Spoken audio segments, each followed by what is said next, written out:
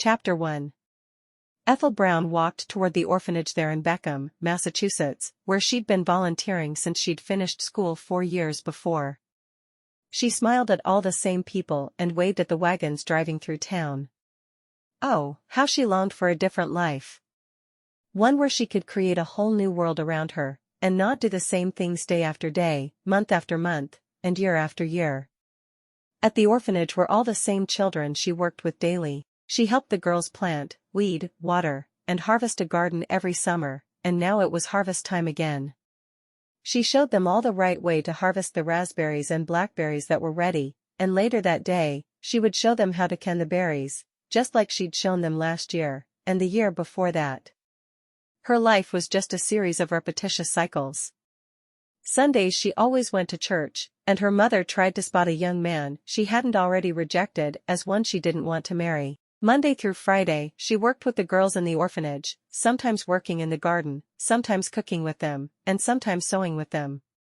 She got excited when she was allowed to help them clean windows, because it was something different. Saturday nights were always filled with some sort of party or soiree. She truthfully hated parties. She was expected to dance with the most eligible young man there, who usually bored her to tears. Sometimes her mother dragged her all the way to Boston in hopes of finding her someone who wouldn't make her want to sleep in the middle of the dance floor. Day after day. Week after week. Month after month. Year after year. Nothing ever changed in Ethel's life, and she needed something different. She wanted to go west for adventure. She wanted to go to Europe and meet new people, who spoke in all the foreign tongues her mother had made her learn. That day, she and the girls picked all the berries they could find. "We're doing something new today," Ethel announced. "We're going to combine the blackberries and raspberries into one jam. It's going to be delicious." The girls all shrugged, and she realized they were in endless cycles as well. It would be so wonderful to be able to do different things once in a while. She'd seen many girls about town riding bicycles, and she'd thought about getting one herself, but her mother had told her that she absolutely couldn't get one. Nothing would ever change. As she walked home that afternoon, she passed her neighbor's house. Elizabeth Tandy and her husband Bernard were well known throughout the region for sending women off to marry strangers in the West. The idea had never been appealing to Ethel, but that afternoon, there was nothing more appealing. She stopped in front of the house for a moment, and then, gathering all her courage, she marched right up to the front door, and she knocked loudly. Mr. Tandy was the one who opened the door. "Miss Brown." "Mr. Tandy," she replied. "I would like to see your wife about going west as a mail-order bride. Does she have a bit of time for me?" "Oh, of course, she does," Mr. Tandy said, opening the door wide. He walked to the end of the hall and opened the last door on the left. "Elizabeth, Miss Ethel Brown is here to see you." "Cookies and tea, please," Mrs. Tandy said as her husband closed the door softly. Ethel took a seat on the sofa across from Mrs. Tandy's desk. "I want to be a mail-order bride," she said. Mrs. Tandy studied her for a moment. "Why?" Ethel sighed. "Nothing ever changes here. Today is Monday, and I've done the same thing I do every other Monday of the year. I need to do something different than what I'm doing." "I can understand that," Mrs. Tandy said. "I even have a letter from a gentleman who I think might suit you." She flipped through a stack of letters on her desk. Here we go. Walter. Ethel took the letter that was offered her, and she read through it carefully, wanting to make sure there were no signs of this being a person she didn't want to meet. "Dear potential bride, I trust this letter finds you in good spirits. My name is Walter Prewitt, a humble rancher here in Montana. I find myself reaching out to you with a proposition, not of business, but of the heart. As I pen this letter, I am in my cabin at the end of a long day out on the range. My life is simple yet fulfilling, filled with hard work and the rewards it reaps. But at the end of the day, I miss having someone to talk to share my life with. I have many reasons for seeking a bride. For one, I desire the warmth of shared conversation and laughter, to have someone to share the day's tales with. The silence of the plains can be deafening, and the echo of a lone voice just sounds pitiful. Secondly, I believe in the strength found in partnership. As a rancher, my days are replete with challenges, tending to the cattle, mending fences, battling the harsh Montana weather. A helping hand would be more than welcome, not merely for the chores, but to share my burdens and triumphs. Lastly, and perhaps most importantly, I seek love. The kind of love that warms you on a cold winter's night. I seek a partner to share in life's joys and sorrows. Life on the ranch is not easy, but it holds a unique charm. The sunsets here are unrivaled. The air is crisp and clean, filled with the scent of fresh hay and wildflowers. Each day brings with it a sense of fulfillment that only honest hard work can provide. In you, I hope to find a companion. I offer you a life filled with honest work and simple pleasures, which will hopefully lead first to friendship, and then to love.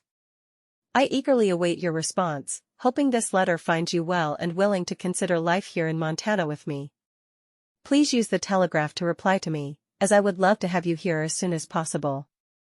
Yours sincerely, Walter. As she read the letter again, Ethel could see the small cabin he called home, and she could imagine the sunsets from rocking chairs at the front of that cabin. It was so different than the life she led there in Beckham, which is why it seemed absolutely perfect in her mind. I want to marry him, she said simply. Elizabeth Tandy smiled. I'll send him a telegram today. Can I leave tomorrow? Even as Ethel knew it was irresponsible, she had to get away from her life, which was nothing but repetition. Elizabeth frowned. Have you spoken with your mother about this? Ethel shook her head. No, and I don't intend to. She would lock me in my room.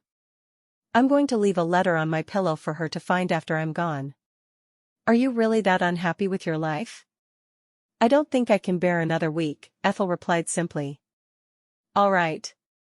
I'll see to getting you a train ticket for the first train out tomorrow, which will be 8 in the morning. Would you like me to send Bernard to pick you up and take you to the station? Ethel thought for a moment, but she shook her head. I won't be taking a great deal. I can carry what I need to the station. Bernard came in then with cookies and tea. Oh, thank you, Ethel said, reaching for a cookie. Her mind was already focused on what she would absolutely need to take with her, and she knew how she would handle things. It would be easy. Her mother never rose until noon anyway. Elizabeth quickly wrote out something on a piece of paper. I'll get this to the telegraph office as soon as possible, she said. Perfect. I like the idea of being a rancher's wife. Every day a little different than the day before. I hope it's everything you're looking for, Elizabeth said with a smile. You could marry a farmer around here and get the same effect. No. I'm ready to make a journey across our country. All right. Elizabeth seemed a bit skeptical, but she agreed, which was all that Ethel needed from her. Shortly after, Ethel said goodbye and headed to her house, only 2 doors down. Her mother would be worried about her, as she was later than expected.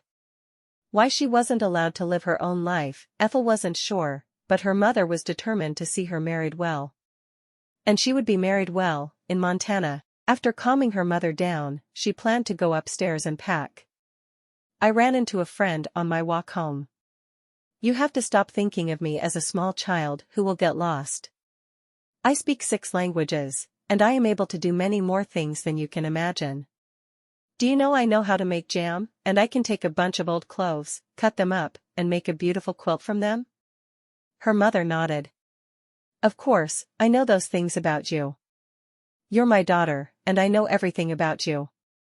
Ethel simply smiled. I'm going to go to my room until supper. I'm a bit tired. Glancing at the clock on the wall, she saw she had 2 hours until supper. That would give her enough time to choose what she would take to Montana and what she would leave behind. Up in her room, she looked through every dress in her wardrobe. One seemed casual enough to use as a Sunday dress in the West, but only one. She would take all of her day dresses that she wore while she was working in the orphanage. And she found one of her Saturday day dresses that would be good for Sundays. Perfect. 2 Sunday dresses and 5 weekday dresses.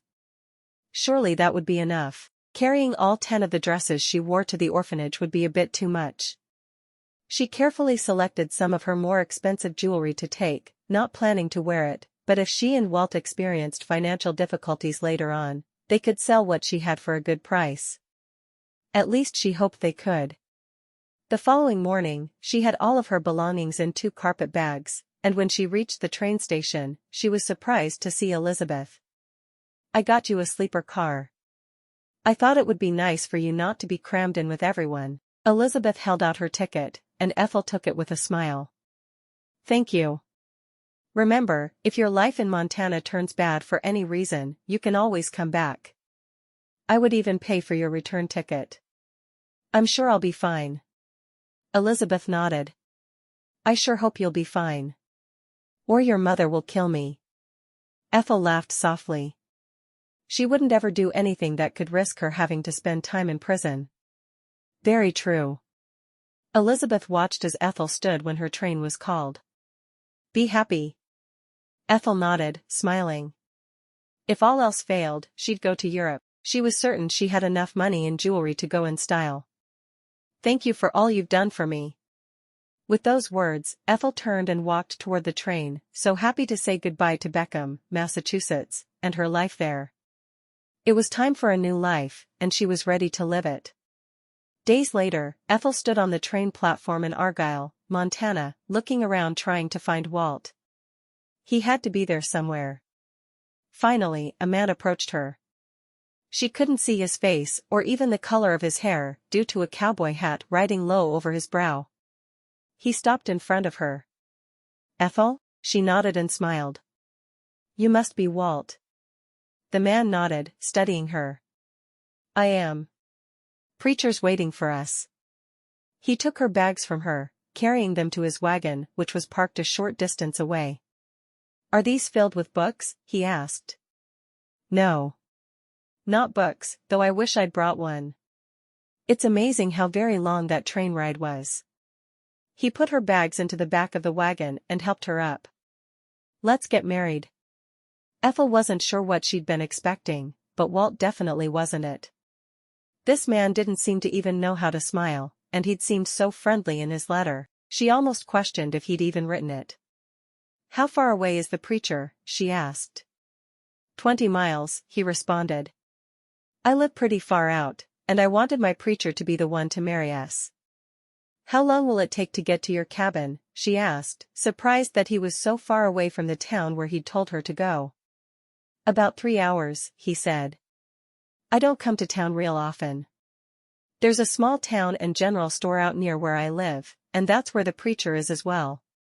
It's only about an hour to there from where I live. I hadn't realized we'd be so remote. I hope you don't think spending all your time with other women is a necessity, because the only woman close is Widow Danbury, and she's anything but friendly." "No, I had enough of the social scene back in Massachusetts," she said softly. "It's beautiful out here. Plains as far as the eye can see. Which is why it's a perfect location for a ranch," he said. "I love what I do, and I wouldn't be able to do it half as well anywhere else in the world. I'm glad you found a home that suits you so well. I'm sure I'll feel the same as soon as I get settled in." "Good," he said. "Why did you want to be a mail-order bride?" he asked. He'd expected a woman who was too ugly to get a man, and she was not that at all. She had a good personality as well. He wasn't complaining, of course, but she was definitely not what he thought would be stepping off that train. "I was bored. My mother wanted me to marry a wealthy man and they all bored me to tears. I'd volunteer at the orphanage in town 5 days per week, and the weekends would be spent with my mother, trying to find a husband who suited me. There were many who she thought would suit me, but none of them did." "And you don't think you'll be bored on a ranch doing the same things, day after day?" he asked. "Will I be able to choose the things I do? Can I cook what I want to cook and clean what I want to clean?" He nodded. "I suppose so. Then it will be better than living doing what I'm told all the time. I don't mind hard work. In fact, I like it. But I don't like having to do exactly what I'm told to do."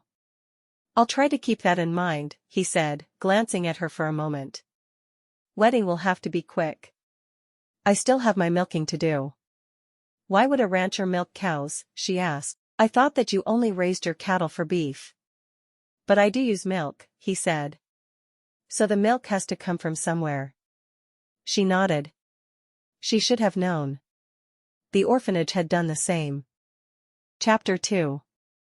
After a very awkward and mostly silent wagon ride, Walter pulls over in front of a house in the tiny town of Daffodil, Montana. Walt helped Ethel to her feet. Parsonage is here, he said, taking her hand and half dragging her to the house. He was in such a hurry, which Ethel found frustrating. The cows won't die if we're 10 minutes late. He shook his head. What did a girl like her know about cows anyway? Nothing, as far as he was concerned. An older woman with a sweet smile opened the door. You looking for the preacher? She asked. Walt nodded. He knew I'd be coming by around now for my wedding, Walt said. She stepped aside and held the door wider. I'll just go get him. Being left alone with Walt again had Ethel scrambling for a topic of conversation. This is a nice parsonage, she finally said. The man was virtually impossible to talk to. He nodded. Yup. Don't expect to be living in a house this nice, he said. She smiled sweetly. All right. I really don't mind what our house looks like, she said. He looked at her skeptically, and she was about to reinforce what she'd said when the pastor and his wife walked into the room. Walt, it's good to see you. And this is your bride? Walt nodded. This is Ethel Brown. She's come all the way from Massachusetts to marry me and join our little community here. Well, we're pleased to have you, Miss Brown. Although, I'm going to forget that name as quickly as I can and remember to call you Mrs. Prewitt. I always get confused when a couple marries, and I have to change what I call the lady. She smiled. I'll remind you if you forget. Don't worry, my feelings won't be hurt.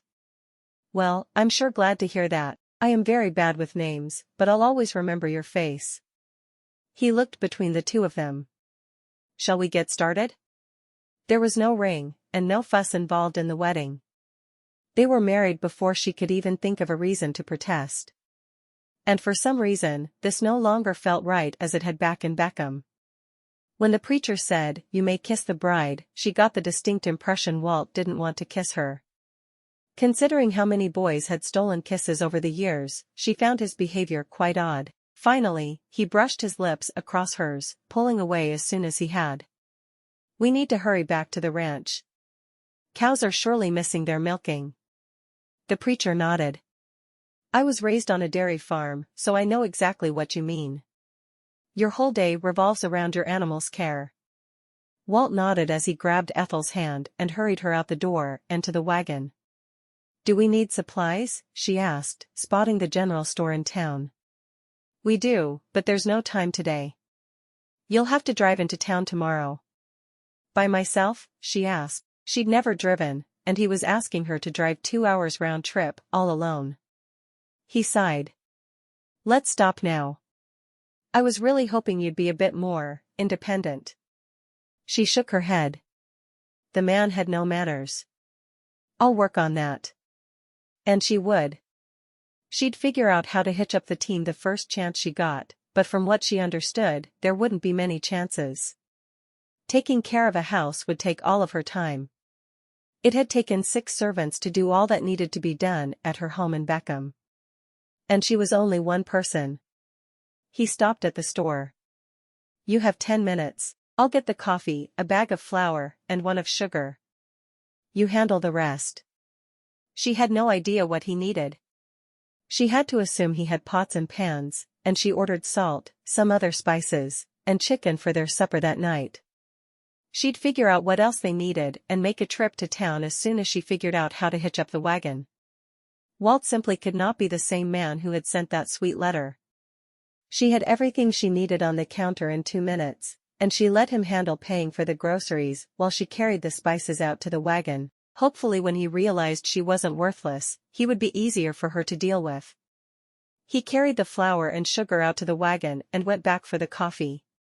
By the time he brought the coffee out, she was on the seat of the wagon and ready to go. He looked in her direction. That was fast. Thank you. Between Daffodil and the ranch, there was little to say.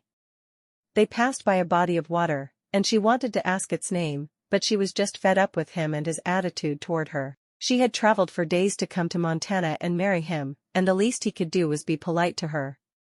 When they reached the ranch, she looked around, expecting there to be many buildings littering the landscape. But there was one small cabin and an outbuilding that she had to assume was the barn. She didn't wait for him to help her down, but gathered her skirts in one hand and jumped. She walked to the back of the wagon and took the chicken and the spices and carried them all into the house. She'd have to do a quick inventory to see what she could make, but at least she had the meat they needed to get started. While he carried in the few things they'd purchased, she looked through his larder, and then climbed down into the cellar. He certainly wasn't what she would consider well-stocked, but he had some potatoes and some carrots.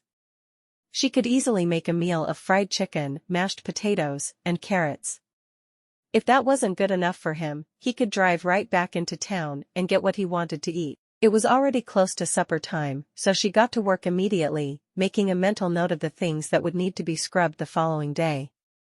The floor was first on her list, but nothing in the tiny kitchen was particularly clean.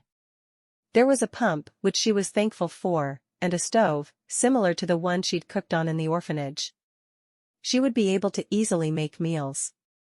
There was even a small ice box, which made her smile. That would make things a great deal easier in the kitchen. He carried in a large pail of milk and set it on the counter. If you need milk to finish up supper, it's there. I've not started supper yet. I was seeing what other ingredients you had in the house that I could use for supper. So it's going to be a long time yet? He asked, seeming grumpier than ever. It'll probably be around an hour. I'm going to fry the chicken and make mashed potatoes, gravy, and carrots. I hope that suits you. He just grunted and walked back outside. She had to wonder how long it had been since the man had eaten. He seemed awfully crabby, and she had no desire to spend time with him. She quickly peeled the potatoes, putting them on to boil, and then she fried up the chicken. She would use the chicken pieces to make her gravy, and he would howl at the moon her gravy was so good. Obviously, she wouldn't be cooking anything fancy in his small cabin, but she had only ever cooked at the orphanage, so she had no idea how to make anything fancy anyway. He came back into the house as she was putting the last of the chicken onto a plate, ready to be served. She mashed the potatoes and made the gravy, taking the carrots and putting them into a serving bowl. Then she scrubbed the table, getting all of the dust and grime off of it, putting it all on the table with 2 plates, with forks and knives. Do you want milk or coffee with your supper? Milk, he said. She poured 2 glasses of milk and sat at the table with him, waiting as he said a prayer before she served herself. He took his first bite of chicken and closed his eyes as he ate it. This is delicious, he said. I guess I didn't think you'd be able to cook. You seem like you were born wealthy. I was, she said calmly, but I never would have come west to marry if I didn't have the housekeeping and cooking skills necessary. I never cooked in my own home, but I believe I told you I volunteered in an orphanage. It was my job to teach the girls there to cook, garden, and sew. I was always excited for cleaning days because they were at least different. How did you learn to cook so well? He asked, taking another huge bite of his chicken. I had the cook at our house teach me to make several simple meals so I could teach the orphans, she said, and then I bought myself a book of simple receipts, and I've been following the receipts ever since. I think cooking is easy if you learn a few basic things, and you build on your cooking skills from there. He took his first bite of the mashed potatoes with her chicken gravy, and he sighed. I'm sorry. I thought you wouldn't be able to make meals that would satisfy me, and you've shown me how very wrong I was. You are an excellent cook. She smiled. Thank you. I'll butcher a steer tomorrow, and we can use the meat for whatever you want to make in the next couple of weeks. That sounds good to me, she said. I am partial to beef. If you cook everything as well as you do this chicken, I'll be on my knees begging for my favorite meals within a day or 2. This is truly one of the best meals I've ever eaten. Good, she said. Maybe you'll stop underestimating me then. I'm going to try. There was no time to make dessert tonight, but do you prefer cake or pie? She made both equally well, though they hadn't been things she had a chance to make for the orphans often. Instead, she'd talked their cook into showing her how to make desserts, and she had made several cakes and pies for her family's meals without her mother even realizing. "Cake," he said. "Tell me you like to bake cake." "I do. Very much so.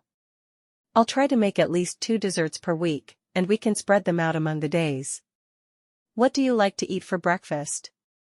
"About all I know how to make for breakfast is oatmeal and toast, so that's what I've had every morning for the 6 years I've lived here in Montana."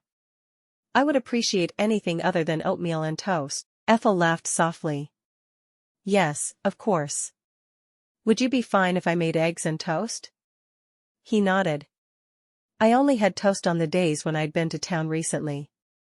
I can't make my own bread." "And you like to have fresh bread? Will I be making you lunches?" "I love fresh bread, and yes, I'll come home for lunch most days. I prefer to eat right at noon. When I get too hungry, I get very cranky." Walt shook his head as he said it. "I've noticed," she said drily. "Did you not take lunch with you to the train station?" He shook his head. "I meant to, but I ended up leaving a little later than planned, and there was no time to make anything." Ethel sighed. "And you didn't think that information would help me deal with you?" she asked. "I didn't even think of telling you," he said. "I'm sorry. I'll know to make sure all meals are right on time in the future." "Is 5:30 good for breakfast?" He nodded emphatically. "That's perfect. And noon for lunch?" 5:30 for supper?" she asked. He nodded. "That's perfect. Then meals will be ready at those times." Ethel took another bite of her mashed potatoes and gravy, realizing that her gravy was better than ever. Perhaps it was because she'd used milk and not water. With the orphans, there had never been enough milk to go around. "I haven't poked around yet, but is this all there is to the cabin? Other than the cellar, of course?" He nodded. "It is. I plan to build a bigger house, but it'll be at least next summer, before I'll have the money for lumber." She nodded. "That doesn't bother me. Where should I sleep though?" She'd noticed a large bed on the opposite end of the cabin from the kitchen, knowing it must be his bed. But was he ready to share that bed with her already? "With me," Walt said simply. "We're married, and that gives me certain rights regarding your body." Ethel nodded. "I wasn't certain if you liked me enough to want those rights. I really am sorry about how grumpy I was. I should have been a few minutes late, but taken a lunch." "I can see that now. As far as I'm concerned, you should carry an emergency sandwich at all times, and if you get the least bit hungry, you should make use of that sandwich." He grinned, fully able to laugh at himself. "All right. I'll do that. It might be smarter to take jerky." "Do you have any?" she asked. He shook his head. "No, they haven't had it at the store lately. I'll make some from the steer you butcher tomorrow. Then you'll always have something to keep you from getting grumpy." He covered her hand with his. "I would happily carry your emergency jerky everywhere." Chapter 3. After she'd finished up the supper dishes, Ethel sat with Walt at the table with a pen and paper. "Let's talk meals you enjoy." He chuckled. "I was raised to eat everything on my plate. It doesn't matter what you cook for me. I've even eaten Rocky Mountain oysters, though they're not a favorite." "I've never heard of them," she said. "I do enjoy oysters on occasion." He smiled. "Rocky Mountain oysters are bull testes." Her eyes widened. "Of all the things my mother would not want me to know, that tops the list. Perhaps you can tell me about other things my mother wouldn't want me to know." He laughed. "I'll work on that." She was truly surprised that he seemed like a completely different person now that he'd eaten. What an odd thing to become angry with everyone around when you were hungry. She certainly hoped she'd never be that way. "I like to do flapjacks and johnny cakes, and French toast, and eggs with potatoes and bacon for breakfast." "Any of those things unappealing?" she asked. He shook his head. "All sound delicious." "What about a coffee cake? Maybe some bacon on the side?" He nodded. That sounds good too. Do you butcher hogs, or should I go to the store for pork? She knew he ran a cattle ranch, but that didn't mean he didn't also have a few hogs to butcher, or even some chickens for eggs and meat. He nodded. I do raise hogs. I typically have a sow and a boar that I keep, and I butcher all the babies in the fall. The cellar is cold enough that the bacon lasts all year. Am I going to need to process meat? He shrugged. I'll want you to salt some pork for winter. But mostly I'll bring it to you as roasts or bacon or whatever is needed. Have you processed meat before? I've done some salting, and I've made canned goods from meat when necessary. I prefer not to have to, but if it's part of my job as a wife of the West, then I'll do it with a smile on my face. He had to admit, if only to himself, that she had a very good attitude about her chores. I've got some bacon down in the cellar now, so you can just use that. I typically cut off a chunk and carry it up, so I can burn it and then not eat it. She grinned. You've never made bacon you liked? He shook his head. Not something I'm good at, I'm afraid. I'll see what I can do with it. Do you ever sell your hogs? Or give a portion to someone who is willing to process them for you? Walt shook his head. I haven't in the past, but I have more hogs this year than ever before. We could try that if you'd like. She nodded. And you'll still be eating more pork than you ever have before, since you just burn it. Ethel looked down at her list. Chickens? I have a portion of the barn I use for chickens. I have just been raising them and selling them, but I would love it if you'd use the eggs and maybe even butcher some of the pullets. She made a face when he said the word butcher. She wouldn't refuse though. I can easily use the eggs in my cooking. Butchering pullets may be a little beyond my scope, but perhaps we could make a similar deal to the one we make with the hogs. 1 chicken for every 5 butchered or something. He studied her for a moment. If I butcher them all for you, would you make me more of your fried chicken? She nodded. I'd be happy to. I'll be the one processing chickens then. No problem there. She laughed softly. I'd like to know what all you expect from me other than cooking and cleaning. She could already see that she would need to wash the bedding.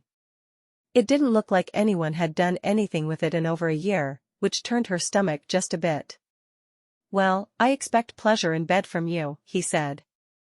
I didn't get married just so someone would cook and clean for me. She nodded. Yes, of course. We're married, so I expect that. Tonight? He asked. She frowned at him. What about tonight? Do you expect us to find pleasure together tonight? She shrugged. I hadn't really thought of it. Do you want to? He nodded emphatically. I expected an ugly woman to get off that train, that I wouldn't really be attracted to, and I still plan to have a wedding night. You're beautiful. I want to make love with you every night. All right, she said softly, trying to act like he was asking for something perfectly normal. I'm sure you want me to do laundry. What else? He shrugged. There are lots of potlucks at church. Cook for them, and we'll go to the dances they have. I'd enjoy that, she said, hoping what she was saying was true. She really didn't know how much she'd enjoy dancing with him. She certainly hadn't enjoyed dancing with the men she knew back east. Of course, she'd done that under duress, and with him, it should be pleasurable. She hoped it would anyway. I guess those are mostly your tasks until the babies start coming, and then you'll be expected to care for them. Would you be willing to search for eggs? He asked. Oh, of course. I consider gathering eggs to be women's work. Good. And I may need you out on the range on occasion. I have 2 young men who work with me, but sometimes we need a 4th pair of hands. At least until you're expecting anyway. How many children do you want? She asked. She'd always envisioned herself with a houseful, and she hoped he felt the same way about children that she did. Oh, a dozen or so. I'm 8th in a family of 12 children, so a dozen sounds right to me. Do you have brothers or sisters? I had a brother who died when we were children. I think that's why my mother dotes on me the way she does. Makes sense, he said. She stood up and put her list onto the counter. knowing what she wanted to tackle the next day. It was going to be a busy few weeks until she was happy with the house, but she was happy to be able to do it. "I believe I'll get ready for bed," she said. She wished he would leave the house for a few minutes so she could put her things away and get into her nightgown, but it didn't look like he was going anywhere. He nodded. "I should too then." He went to a chest of drawers in one corner of the cabin and he pulled out a nightshirt. "It's probably dumb for us to dress for bed because I just plan on undressing us anyway," he said. Ethel shrugged. "I'm not going to bother then," she said. "I'll just get undressed and get into bed that way." "Can I undress you?" he asked. "I've always dreamed of what it would be like to undress a woman." She nodded. It sounded to her like Walt had just about as much experience sexually as she had, which was absolutely none. She turned to him, and he unbuttoned the front of her dress, while she stood still. It felt so odd to let a man undress her, but her maid back home had done it often. What was the difference? When he'd pushed her dress off her shoulders, and she stood in just her corset, drawers, and petticoat, he took off his own shirt and pushed his pants to the floor. It was so odd to her that she was letting him undress her, but she said nothing. Why bother?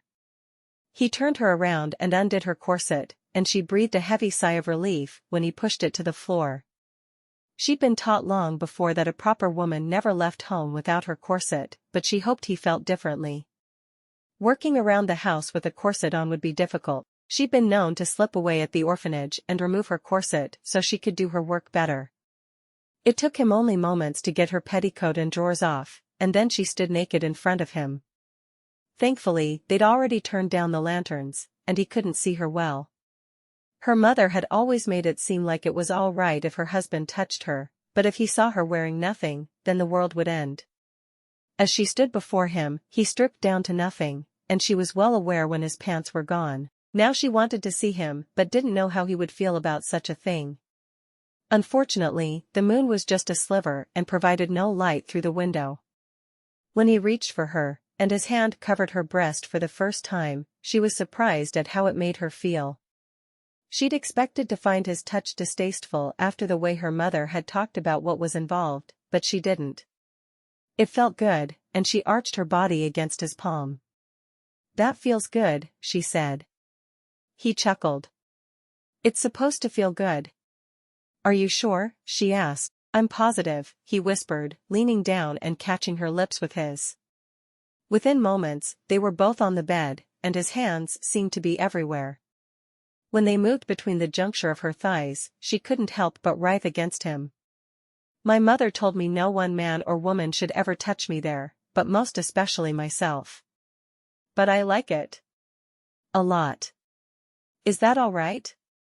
He chuckled softly. "It's more than all right. I hope you'll enjoy everything we do together."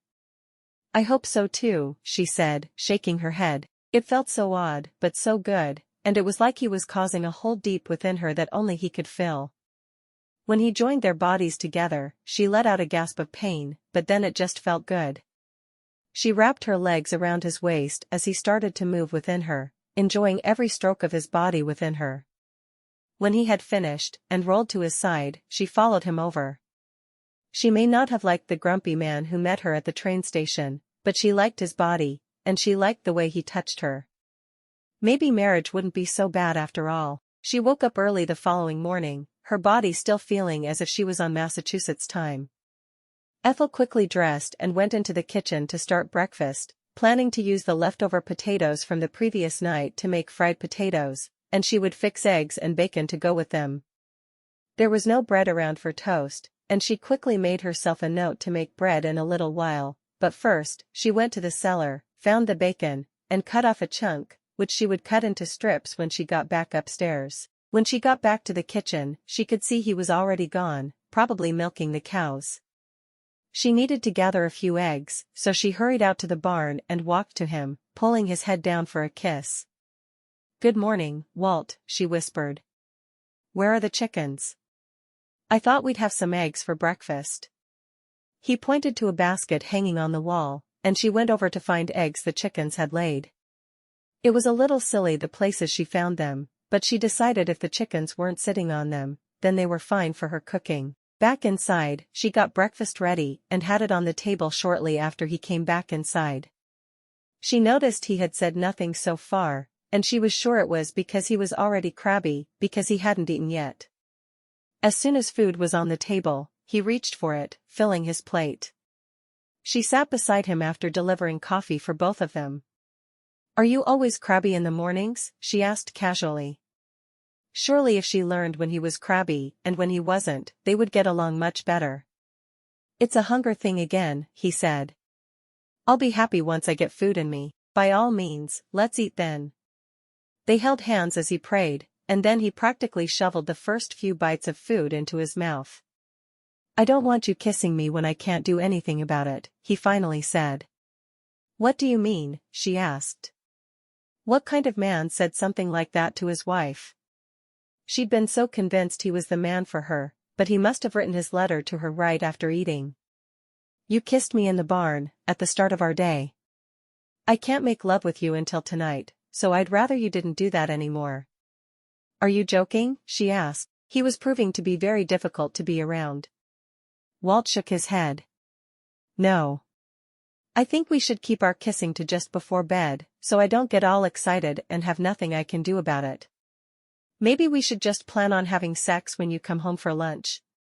Would that be better?" He thought about it for a moment. "That would work, but still don't kiss me in the mornings then. And make lunch something quick so I'll have time to, do it." "I'm not sure I appreciate you right now," she said, eating one piece of crispy bacon. She liked hers so crispy it was almost burnt. "You'll understand someday, I hope. Men don't like to want to do things when they can't." "I see," she said, shaking her head. How she was going to be able to get along with the persnickety man was still a mystery to her, but she would do her best. "I'll be back at lunchtime," he said, standing up. "I have some fence work to do with my men this morning, and I'll butcher the steer this afternoon." "Will that give you enough time to cook something?" She bit her lip. "Cut me off a couple of steaks and I'll make those. They won't have to be bled as long." As much as she hated the slaughtering part of ranch work, she'd had to help several times at the orphanage. Now it would have to be a part of her life. Chapter 4. As soon as Walt was gone for the day, Ethel mixed up the dough for a few loaves of bread, and while it was rising, she found all the dirty laundry, which was a lot less than she'd thought it would be, and she carried it outside. After boiling a large pot of water to wash the clothes in, she got everything washed and on the line. When she went back inside, the bread was ready to be punched down and divided into loaf pans. With that done, she baked a cake and made some frosting to go with it. Then she went downstairs to try to find something for their lunch. She decided to simply make a few more slices of bacon and have bacon sandwiches. The bread was finished just before noon, and she cut off 6 generous slices, buttering them all on one side, and adding the bacon. It was waiting on the table when he walked inside, and he smiled, sitting down to refuel. "Looks good.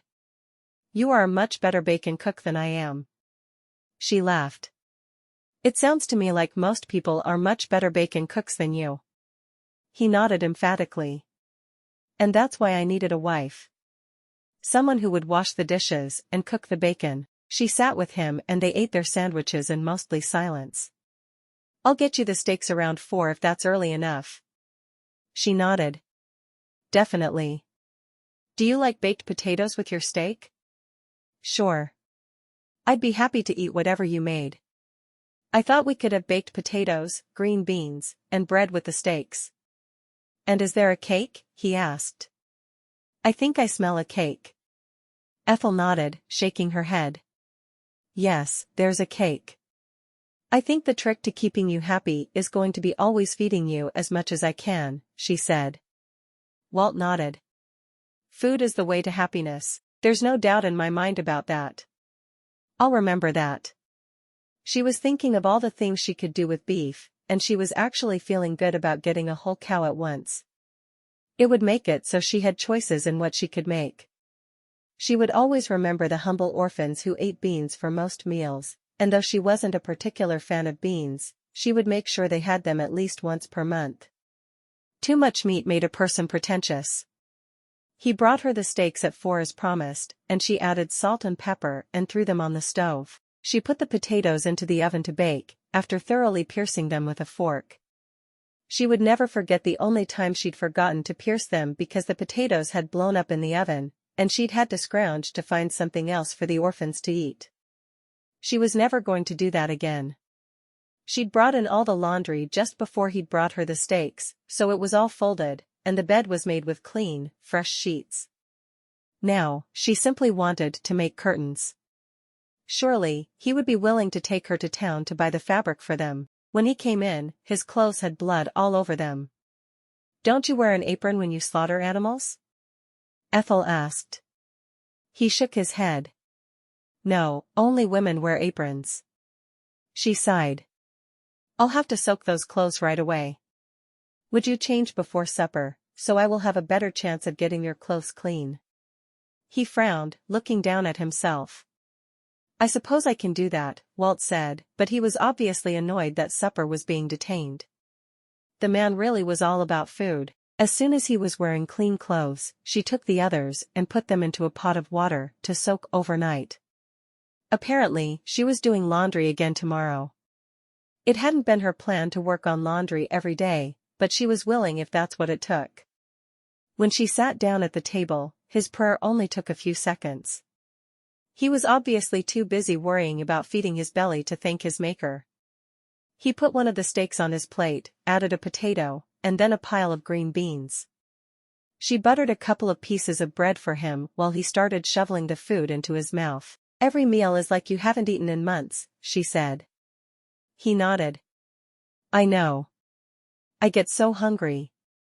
The man was lean and muscular, and she couldn't imagine what it would be like to eat as much as he did and stay so thin, but there was no doubt in her mind that he worked off the food he ate. "What's on your agenda for tomorrow?" she asked. "More fences. Finishing up the steer and bringing all the meat inside. If you could make me some jerky so I can have it with me to fight off the hungries, that would be wonderful." "I'll work on that tomorrow," she said. "And I'll make a roast for supper. Does that sound good?" He nodded. "There are some ripe raspberries that grow naturally on the other side of the barn if you want to do anything with them." "Oh, I'll pick them tomorrow then." "You like raspberry jam, I hope?" He nodded. "And I do love pie. I just prefer cake." She shook her head. "I think what you really needed out here is a full-time cook." Walt tilted his head to one side, a grin on his face. "Probably. But I'm glad I got you instead."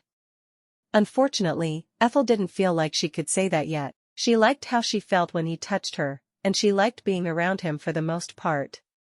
But liked him? She wasn't at all sure about that yet. After supper she washed the dishes, and he paced at the table. She finally, after hearing his footsteps for a good 10 minutes, turned around. "Why are you pacing?"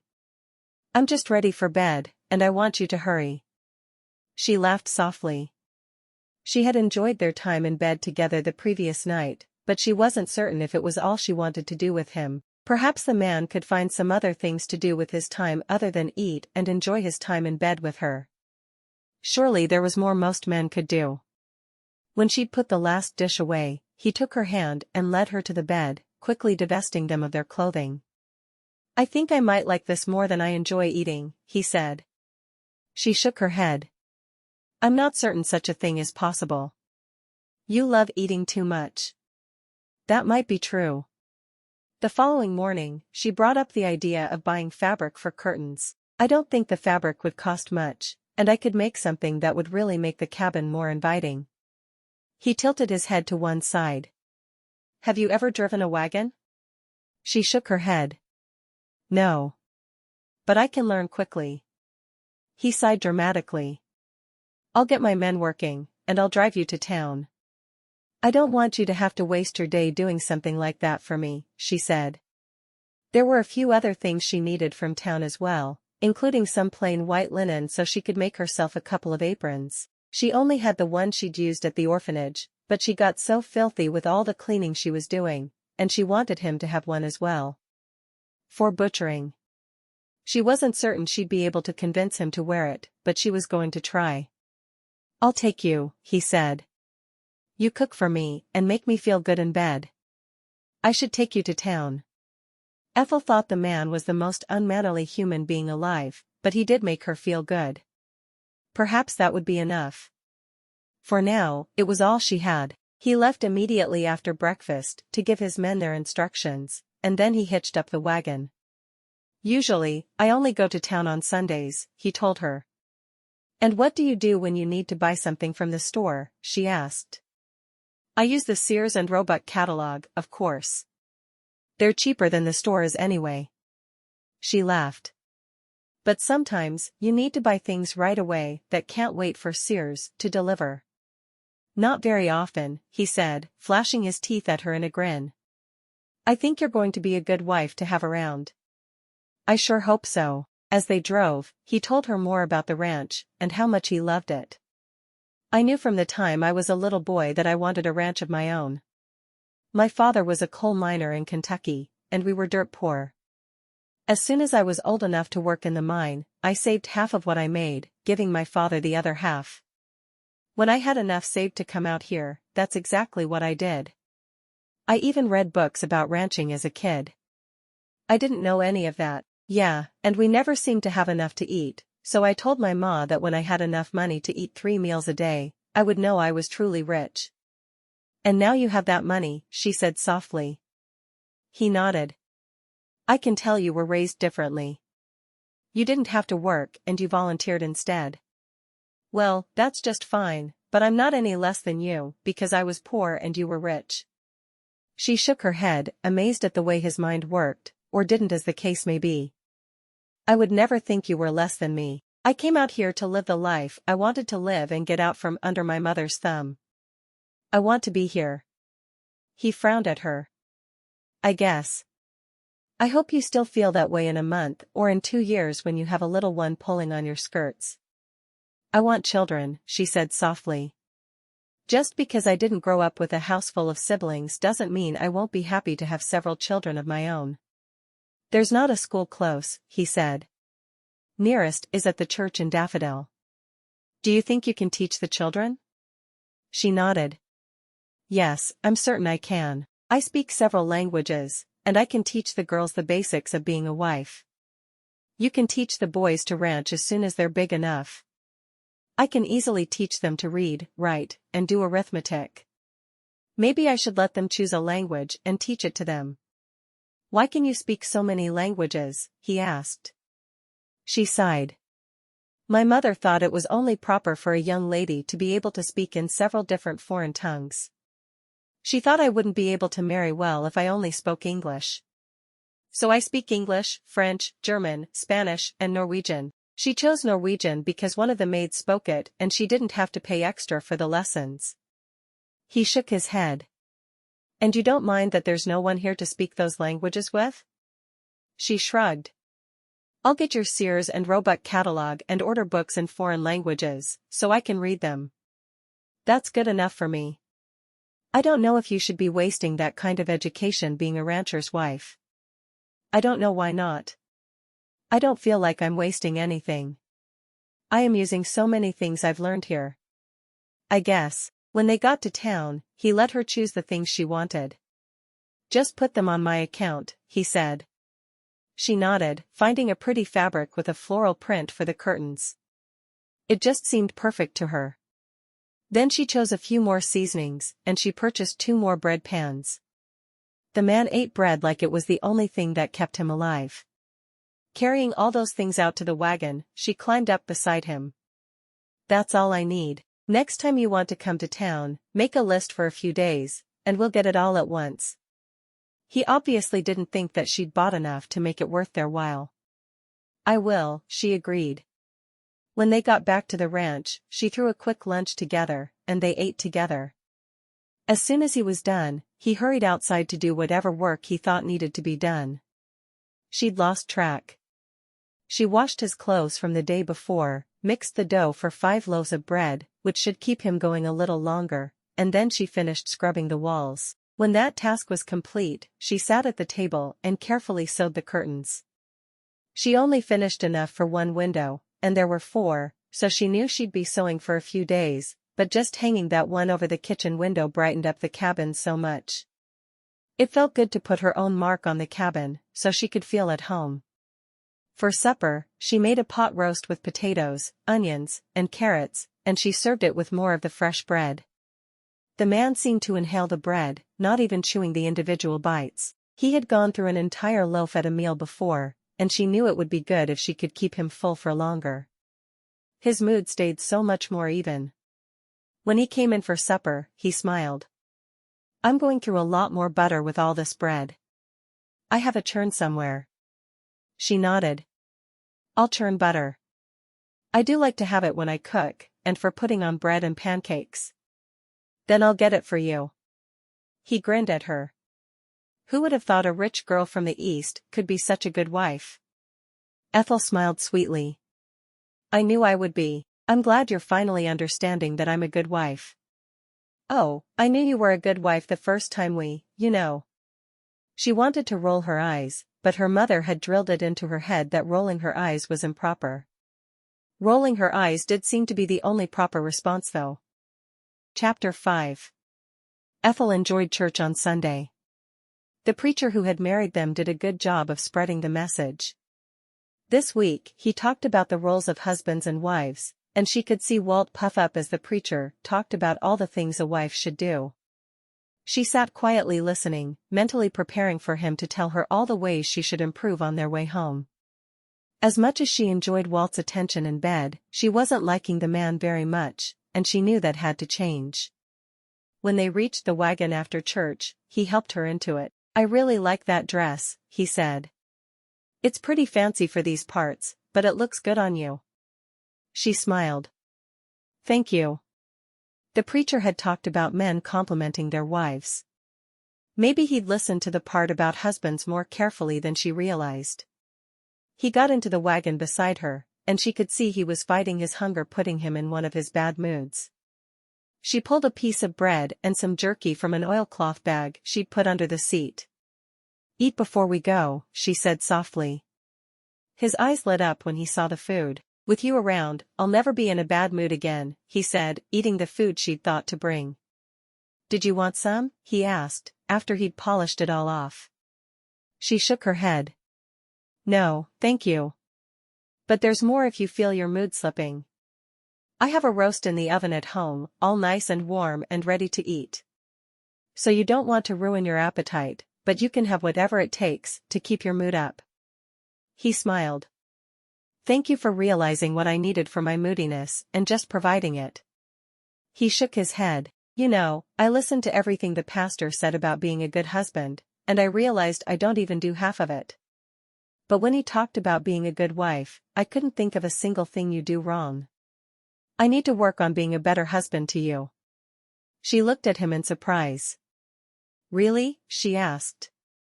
She thought she could be more loving when he had his moods, but instead, she just did all she could to prevent them. "I noticed things I do wrong." She didn't mention that she had noticed many things he did wrong. "Well, I can't think of a thing you do wrong." "Well, maybe more sweets would be nice." She shook her head, laughing. "I spent the whole week putting up jam and making pie filling. It might be nice to make a jelly roll today." "I've never had a jelly roll," he said, but his mouth was already watering at the idea of something sweet. "That's what I'll make then. I made it with the orphans once, and they begged for more. Of course, there wasn't enough jam to make a second one. I only brought enough for the one." "You brought jam from your house?" he asked. She nodded. "Sometimes I felt that the orphans should have more. Well, I always felt they should have more, but my mother would have been very angry if I'd done it often." "Your mother wasn't generous?" he asked. "Oh, she was generous with me. She didn't think I should spend the time I did with the orphans. She wanted me to stay home and go to an endless round of lunches and socials with her. I wanted to do some good for the community. I thought most rich people wanted to throw their money around to seem powerful." She laughed. "My mother was not like that. She never once volunteered. She simply wanted to enjoy her life as a woman of means. I should write her and tell her I'm all right. Why wouldn't you be all right? He asked, frowning. When I decided to come here, I left a letter on my pillow for my mother, instead of talking to her about it. She would have found a way to lock me in my room, so I couldn't leave. I had no desire to stay. I left before she woke up. What about your father? He asked. I've never heard you mention him. Father is very involved in his business ventures. I would see him while we were at church and for supper most evenings. He had nothing to do with me, and I really had nothing to do with him. Mother controlled everything. That's sad, he said. My father kept me going when I was having a difficult day. She shrugged. That's not how I was raised. Walt didn't like the idea that she hadn't told her parents that she was going to marry and let them weigh in on the matter. His parents had been part of his plans the entire time. I do think you should write them and let them know you're all right then, he said softly. How would you feel if our child did that? She shrugged. I wouldn't like it of course, but I don't think I'd try to control my children to begin with. Mother should have given me more freedom. She would panic if I came home from working at the orphanage a little late, when she knew I walked back and forth and could easily run into an old school chum at any time. You didn't go off to school? He asked. After I turned 13, I was sent off to school, which is where I made some real friends. But there are still the friends I knew when I was a little girl going to the town school there in Beckham. He shook his head. I don't want your parents to think you were coerced to marry me. Please send them a letter. She nodded. I will. I can see it's important to you. It is, he said. When they arrived home, they had their lunch, and then Ethel started work on the jelly roll. Walt spent time at the table doing some whittling, and he seemed content to sit there while she worked. We're just having more roast and potatoes for supper, she told him. I don't plan to cook another big meal. He nodded. That's fine. As long as we're having that jelly roll for dessert. She nodded. We are. She carefully spread some of the raspberry jam she'd made that week across the thin layer of sponge cake she'd prepared. When she rolled it all up into one beautiful log, he was impressed. I think maybe we should try it now. She shook her head. You and your intense need for food. I want to make some whipped cream to go on top of it if we decide we need it, she said. Let me do that, and we'll each try a small piece. You're the best wife ever, he said, smiling happily. Why don't you get the plates down while I whip the cream, she asked. He frowned. But that's women's work. Ethel smiled sweetly. It is women's work. But this woman isn't going to have a lot of energy for making pies and cakes if she doesn't get at least a little help from the man who wants all sweets in the world. Good point, he said, going to the cabinet and getting 2 small plates as well as forks for them both. He then took a large serrated knife out and put it next to the jelly roll. That knife should cut it easily. Thank you. Did your penis shrink away and fall off when you did that? She asked. He frowned. No, then I suppose you could get plates the next time I need them as well. She turned her back to him to hide her smile. He needed to be trained to be a good husband. She could see that now. Perhaps at her finishing school, she should have been taught how to train a husband to act appropriately instead of how to direct a maid in cooking and serving a 4-course meal. She knew the training of the husband would be a great deal more valuable to her. When she served the jelly roll, he exclaimed at how wonderful it was. And we could do this with any flavor of jam or jelly, right? He asked. She nodded. But at the moment, we only have raspberry jam. He stood. I'll be back in time for supper. Where are you going? She asked. He didn't respond, instead going out to the barn, and she saw him leave on a horse a short while later. The man had lost his mind. She was certain of it. While he was gone, she hemmed the last of the curtains and hung them, really liking how the little cabin looked with the pretty curtains. She had enough fabric left that she planned to make a tablecloth out of some of the white fabric, but she would trim the edges with the floral fabric, leaving her with a beautiful tablecloth that would match the curtains.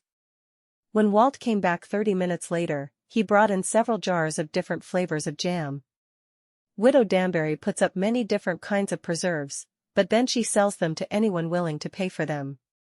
Now we have different kinds of jelly for our jelly rolls." Ethel couldn't help but laugh. The man's entire life revolved around eating, and she thought it was a very good thing she'd married him already knowing how to cook. If she hadn't known how, she would have had a very steep learning curve with a grumpy husband over her shoulder every step of the way. "I'll make another jelly roll tomorrow, if you'd like," she said. "But no, we're going to go through a lot more sugar and flour than you're expecting." He frowned, but then shrugged. "I'll have my pay from selling our steers in a few weeks," he said. "Then we'll get what we need." "All right," she said sweetly, wondering how on earth this man had survived with no one to cook for him. By the end of the week, they'd had 5 different types of jelly rolls, and he proclaimed each one better than the last. Saturday night, as he polished off the blueberry roll, he grinned at her. "We are going to need more jam." She shook her head. "I made a great deal of raspberry jam. Perhaps I could ask at church if anyone would like to trade for another flavor they made." He nodded emphatically. "I think that's a wonderful idea. And there's a grove of apples on my land as well. We haven't done one with apple yet. If you'll show me where they are, I'll pick some. I can make some applesauce and can it as well. That will give you something else sweet. I'll take you there after supper, and I'll even help you harvest them." "Well, aren't you just a gentleman?" she asked, shaking her head. It was impossible to keep up with his hunger and sweet tooth. She hoped she could just send an apple some days. Surely that would be enough to keep him full between meals. As soon as she'd finished washing dishes, he took her for a walk, holding her hand in one hand, and 2 large baskets in the other. "I love apples," he said as they walked. "And anything else that's even the slightest bit sweet," she said. He nodded. "You know me well already." "When will there be a potluck or social at the church?" she asked. It was already September, and if Montana was anything like Massachusetts, the dances and socials would be common in the fall, after the harvest was all in. "In a few weeks," he said. "Preacher tries to give us enough time to harvest our crops before he expects us to come to church on Saturday nights." She nodded. "All right. We can do that." When they reached the apples, he climbed one of the trees, while she picked the fruit from the low-hanging branches. She didn't mind making preserves or applesauce with low-hanging fruit. They walked back to the house with 2 huge baskets full of apples. "I'll probably come back tomorrow and get more," she said. She couldn't even see that any of the apples had been harvested by looking at the trees. "Tomorrow's Sunday," he reminded her. "We'll both come back." "Sounds good to me," she said with a smile. It was good to see him help her a little more when he wasn't working on the ranch. At church, she talked to many of the women about having a jelly and jam exchange, and everyone seemed to like the idea. "I got here late enough in the year that I'm only going to have apple jelly and raspberry jam. I would love it if I could trade for something else." One of the other young wives, Hope, nodded. "My raspberries were all eaten by birds this year. I would love to trade blackberry jam and nectarine jelly for some raspberry. Those are my family's favorite." Several of them agreed to bring what they were willing to trade the following week. Ethel was excited at the prospect of having several different types of preserves for Walt. He would just sit and eat them with a spoon if she left them out. On their way home from church, she gave him bread and some jerky as she had the week before. "I talked to different women, who are all eager to do an exchange for different kinds of preserves," she said, smiling. "But then we'll have less of the ones you made," Walt said. "I want all of theirs and all of ours." She sighed. "It doesn't work that way. If you want to give me some money to buy a few extra, I'd sure be willing to do that, but for the most part, we're going to be trading." "All right," he said. "Would $5 be enough?" She gaped at him. He wasn't one to spend money frivolously. "I think it would. I'm not sure if anyone will be willing to sell." She wouldn't sell the raspberry jam she'd made for anything. Too much hard work had gone into those preserves. Now, she would be willing to trade because she knew it would make Walt happy, but selling was absolutely out of the question. Perhaps you could show me where Widow Danbury lives, and I'll befriend her. No one can befriend her. She doesn't like people, he said. I can try. I'll buy more of what she has with that $5. He thought about it for a moment and then nodded. I guess that would be all right then. In other words, you're willing for me to do whatever I have to do in the quest for sweets for you. He nodded emphatically. You're the best wife ever. Chapter 6. All that week, Ethel worked on apples. She made applesauce, apple pie filling, and jelly. She felt like apples were coming out her ears by Saturday evening, when she served an apple jelly roll to Walt. It's not as pretty as the others, but it tastes just as good, was his response. It's sweet, so you love it. I understand, she said. He grinned. And it's so much better when you ice it or add whipped cream. He caught her hand and pulled her into his lap, even though she was attempting to clear the table. I try to do at least one of those, she said. I've thought about a runny icing or super thick whipped cream, so you could dip it. Does that sound good? Oh, yes. He kissed her cheek. When I first saw you, I was convinced you wouldn't be able to do all the cooking and all the cleaning and still attend your wifely duties, but you are simply amazing. She grinned at him, not sure if she should be annoyed or flattered. I need to get the table cleared and the dishes done. Then I need to decide which of the canned goods I'm taking to church tomorrow to trade. He frowned. Are you sure you can't just take some money and buy what the other women made? I know of at least one family who wants some of the raspberry jam I put up. I promise I won't get rid of all of it. And I worked all week on the apples, but there are still plenty more I could harvest. He grinned. I do like all the apples you've canned. And taking one with me every morning to work has been helping a lot too. I'm going to make apple muffins for breakfast in the morning. I'll take an extra for before church, and jerky, and a muffin for after church. How did I get so lucky to find a woman like you? He asked. She laughed and went into the kitchen to see to the dishes.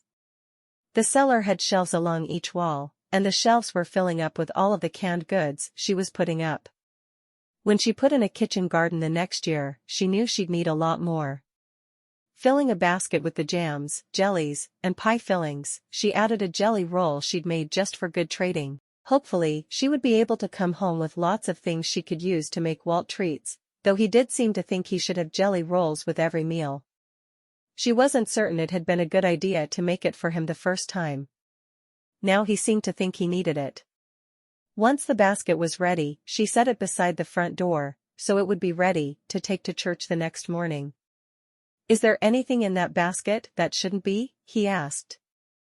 I think we might get better trades by trading just one of the jelly rolls. It's made with raspberry so I can make plenty more just like it, she said. He frowned. But, I want the jelly roll. I'll make more, she promised. He sat for a moment staring at the basket like a petulant child. It just doesn't seem right that your baking isn't all for me. She sighed. If you'll help me pick apples again tomorrow, I'll make you a raspberry jelly roll tomorrow. He nodded. That sounds fair. Ethel was really worried about her husband at times. With 11 siblings, she would have thought he'd have learned to share as a child, but apparently not. The following morning, after breakfast, she packed up several of the muffins she made for the trip to town. Are those for me? He asked. I made an extra dozen to trade at church today. I'm taking 2 for you as well, but not in the basket with the things I want to trade. He nodded reluctantly. Why does it seem like you're taking all the good stuff to trade and I'm being left with nothing? I have no idea, she said. I told you I'd make 2 sweet treats per week, and here you are, having had 1 per day for over a week, and you are upset that I'm going to trade some sweets for jam to make you more sweets. I brought $5 in change, he said. You pay whatever you think the jams and jellies are worth. She nodded, trying to smile sweetly, but there were times. He put the basket into the back of the wagon, and she wore her favorite Saturday dress from home. You look beautiful, he said as he climbed into the wagon beside her. 1 more month and I'm sending my steer on the train to Cheyenne, where they'll be sold for top dollar. It's been a good year. Good, she said. The work you put into this place is very apparent. I want to add a kitchen garden for next summer. Oh, that's a good idea. Could you grow strawberries? I love strawberries. She smiled. Yes, we'll grow strawberries, carrots, potatoes, more raspberries, blackberries, watermelon, and anything else you can think of that you must have as part of your diet. I'll make you a list, he said, only half joking. I'm going to need more jars if I'm going to do a lot more with the apples. I brought all of the apple jelly and applesauce and apple pie filling I've made, knowing I can easily make more. That little grove of apple trees is really producing a lot of apples. Good. I won't worry that you're letting all my applesauce go then. When they got to church, she left the basket in the wagon, feeling it would be more appropriate to do their exchange after church. It always took Walt a few minutes to eat before they went home anyway. After the service, all of the women gathered around her. I left my jars in the wagon, Ethel said. I'm excited all of you are interested in trading. Could we meet outside and get our trading done? The other women seemed as excited as Ethel felt. While Walt sat in the wagon and ate his muffin and jerky, the women all worked on trades. She got 4 jars of blueberry jam in exchange for the apple muffins and a promise she would bring the receipt to church the following week. And then she traded a dozen jars of blackberry jam for the jelly roll, again agreeing to bring the receipt to church. When she said she had the money for some jars as well, the other women really got excited. They went home with dozens of jars of jam, and Walt was happy as a lark. She traded several jars of raspberry for nectarine jelly, and all of the apple jelly and applesauce to various different women. They had a good variety by the time they left. As they drove home, Walt grinned at her. This was a brilliant idea. She nodded. We have nothing apple left, but we'll harvest some more apples this afternoon, and I'll get our stockpile built back up. I do still want to meet Widow Danbury. Do you remember what she charges for each jar of preserves? A nickel a jar, and that feels outrageous to me. I spent as much as 10 cents per jar at the church just now, so I will walk to her place and buy as much as she'll sell to me. He looked at her for a moment and nodded. I'll give you $20, and you can buy whatever you want with it. I don't think even you can eat 400 jars of jam and jelly in the next year. So let's plan on $5, and that will get us 100 jars. He frowned. But if I want to eat a jelly roll every day for a year, your appetite is going to be the death of me. You love cooking for me, he said, looking at her with wide eyes. She groaned. I do enjoy cooking, but a jelly roll per day is a bit excessive for anyone. He grunted. Fine. Whatever you say. He didn't unhitch the wagon after church, planning to just drive to the grove of apple trees. That way they could stand in the wagon and reach fruit that was higher in the trees, and they could carry more back to the house. From the sound of things, she'd sold every single jar of apple anything she'd made that week, and they would have to completely replenish. For lunch, she made a simple stew that had been on the stove at a low temperature since they'd left that morning. She served a fresh loaf of bread along with the stew, and she planned to serve the jelly roll as dessert. So as soon as the lunch dishes were done, they went back to the apple trees, and they picked as many apples as they could. The back of the wagon filled up quickly, and she shook her head. I think I should plant a few more apple trees, and I know I want more raspberry bushes. I should be able to keep you happy with the jelly rolls this year. Do you think you can make more tomorrow? She sighed. Tomorrow I will be making all of the apple things that I made last week. You're going to have to wait for a day or two for more jelly rolls. But I'll make some applesauce to tide you over. And I need more jars. I'm absolutely amazed at how many jars I'm going through, she said. Do we need to go to the store for more jars? He asked. He looked particularly annoyed by the very idea. Not only for jars. We need more flour and sugar if you're going to keep having sweets every time you want them. He nodded. And I need my sweets, so we'll go in the morning. Does that work for you? She nodded. As long as I can get the laundry on the line before we leave, she said. Could you take me by the Widow Danbury's house to talk to her about buying some of her preserves while we're out? He nodded. I suppose I can. I need to write a letter to my mother this evening, to mail while we're in town, she said. You haven't done that yet? It still bothered Walt that she'd left with only a note on her pillow. Her mother and father deserved to know that she was doing all right and hadn't married a bad person. She shook her head, moving to the front of the wagon. I will do it tonight. Ethel understood his concern, but she knew he didn't understand why she was so reluctant to mail her parents. He hadn't grown up as she did.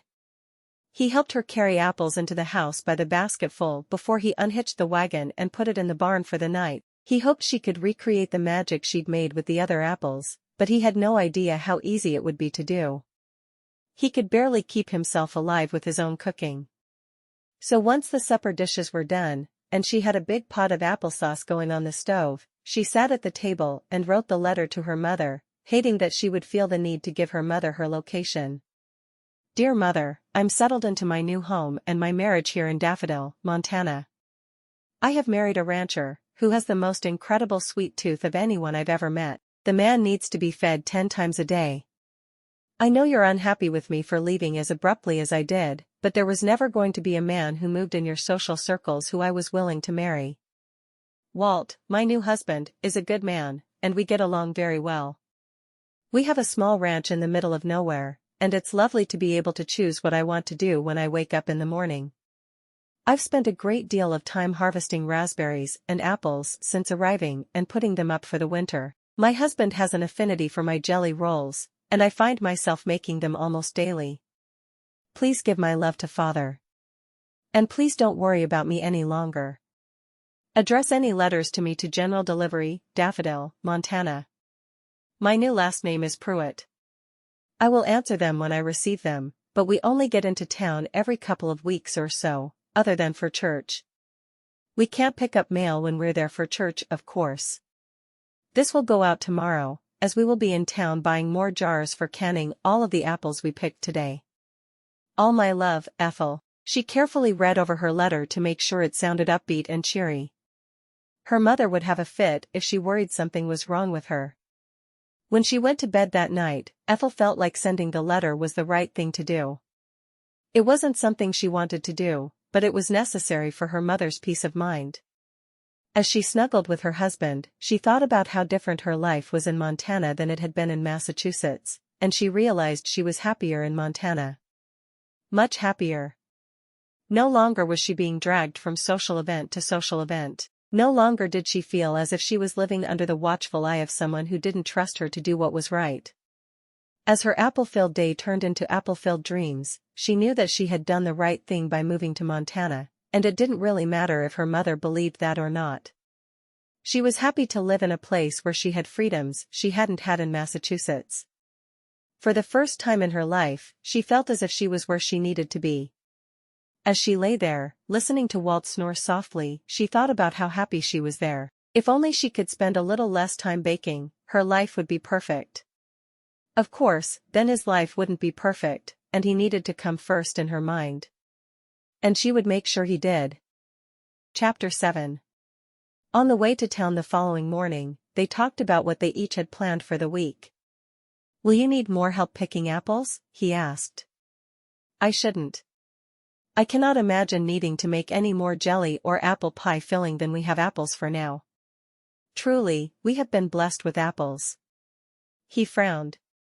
But we shouldn't let it go to waste, should we? I don't know that I can do much more with the apples. I guess if you want to buy me another 12 dozen canning jars, but then you'll have mostly apple for the year. He pursed his lips, thinking about it. I feel bad leaving apples that we could have used and letting them go to waste. She sighed. I don't know what I should do about that, but I've already done so much. I guess I haven't made any apple butter. And I do like apple butter. She groaned. I'll make you a deal. I'll make whatever I can with the apples. If you want more, you can pick them and bring them to me, and I'll make more with them. I do like to make apple crisps as well. Ethel knew he had no idea of the sheer amount of work that went into processing apples, but she was just as certain he didn't care. He wanted to benefit from her work, but he didn't want to help her. Walt nodded. Yes, I'll agree to that. I'll pick what I can, and you can process it. And I think I do want apple butter. She managed to stifle the groan that wanted to come out. They were going to need so many jars and so much sugar. She had a feeling if she made sugar water and put a funnel in Walt's mouth to pour it into, he would be deliriously happy. At the store, she got 3 50-pound bags of sugar, 12 dozen canning jars, and another 50-pound bag of flour. The proprietor was an older gentleman. My wife traded blueberry jam for your jelly rolls yesterday. If you ever make some extras, we could sure sell them in the store. I don't think I'll have the time to do that. I need to be a full-time baker just to keep Walt happy. The man chuckled. I can certainly believe that. They stopped to see the widow Danbury not far from the ranch. The two of them went to the door together, and they discussed what they needed in the way of jams and jellies. Mrs. Danbury opened her cellar and led Walt and Ethel down to where she kept her jams and jellies. How much? Ethel asked. You have so many to choose from. A nickel each, the woman said. Are you looking to buy many? Walt wants all of the jam in Montana because I've been making him jelly rolls, and he can't seem to stop eating them. Mrs. Danbury laughed. That sounds like a man. My husband was like that as well. If it was sweet, he was going to eat it, and that's all there was to it. I guess I should be content knowing that I'm keeping him happy. That's easier said than done, though, isn't it? Mrs. Danbury shook her head. My grandchildren come to visit, and the first thing they do is pick through all my jars, so they can decide what they want to keep and what they don't care for. I don't have many jars of blackberry jam, so I think I would like to buy a couple dozen of those, if you don't mind. All of these are for sale. I'm thrilled to sell you as many as you want. Oh, good. It's becoming impossible to keep this man in jelly rolls. You'll have to share your receipt for those, Mrs. Danbury said. I'd be glad to. It took Walt 3 trips up the stairs to carry all their purchases to the wagon. I'm so glad I got to meet you, Ethel said. I may have to come back for more. Oh, I saw the way your man's eyes lit up when you were picking jellies out. You'll be back. Ethel laughed. I really don't know how we'd make it through the winter without your hard work. Mrs. Danbury's face grew serious. I know this is your first winter here, but you can expect our first freeze any day now. If there are more fruits you want to harvest, it's time to do it. Thank you for that advice. I'll have to bring you an apple pie soon. Apple? Mrs. Danbury asked. I don't have any apple trees. If you have any extra apples when you're finished, I'd sure take some. Or some preserves. I do love apple jelly on my toast in the mornings. Ethel smiled.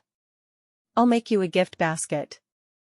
I'm doing applesauce, apple pie filling, apple jelly, and apple butter. But we have more apples than one person can put up. Well, why don't I just come and help you then? Mrs. Danbury looked truly excited at the idea of the two of them working together. Oh, I couldn't ask you to do that. You'll share your receipt for jelly rolls and a bit of the jelly with me, right? Of course. Then let's go. Your man can bring me home when he finishes work for the day. Sounds good. I'm sure he won't mind. Would you like to have lunch with us? Oh, that would be wonderful. I eat so many meals alone that I would be honored to share one with you. Then that's what we'll do, Ethel said. I have a beef pot pie in the icebox, just waiting to be baked. I'll start that when we get home, and then I'll start peeling apples. You would be shocked if you could see the sheer amount of apples that need to be processed.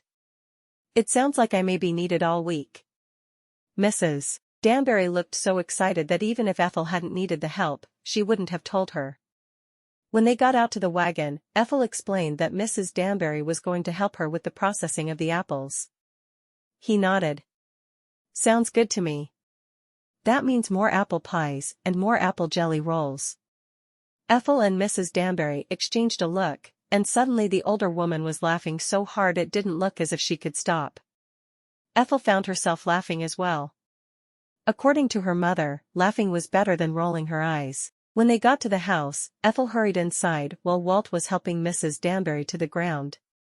Ethel put the pie in the oven, and then she looked around to make sure everything was neat and tidy. It all was, and she wondered what she was worried about. While they waited for the pie to bake, Walt carried in all their purchases from the day, including what they'd purchased from Mrs. Danbury herself. Then Mrs. Danbury started looking around, and she saw all the baskets of apples waiting to be processed. "Oh, dear. You do need help," Mrs. Danbury said. "I'll start peeling apples while we wait for that pie to be ready." "I'm going to join you in just a minute," Ethel said. "I hope you'll try a piece of jelly roll as dessert. Then you'll know if you like my receipt or not." Mrs. Danbury smiled. "I would like that a great deal." While the two women peeled apple after apple, Walt carried in the big bags of sugar and flour. "What's for supper?" he asked. "We haven't even had lunch yet," Ethel said, tossing him an apple, and he happily crunched into it. "You're going to need to take Mrs. Danbury home after you're finished with work for the day." "I'll do that," he said.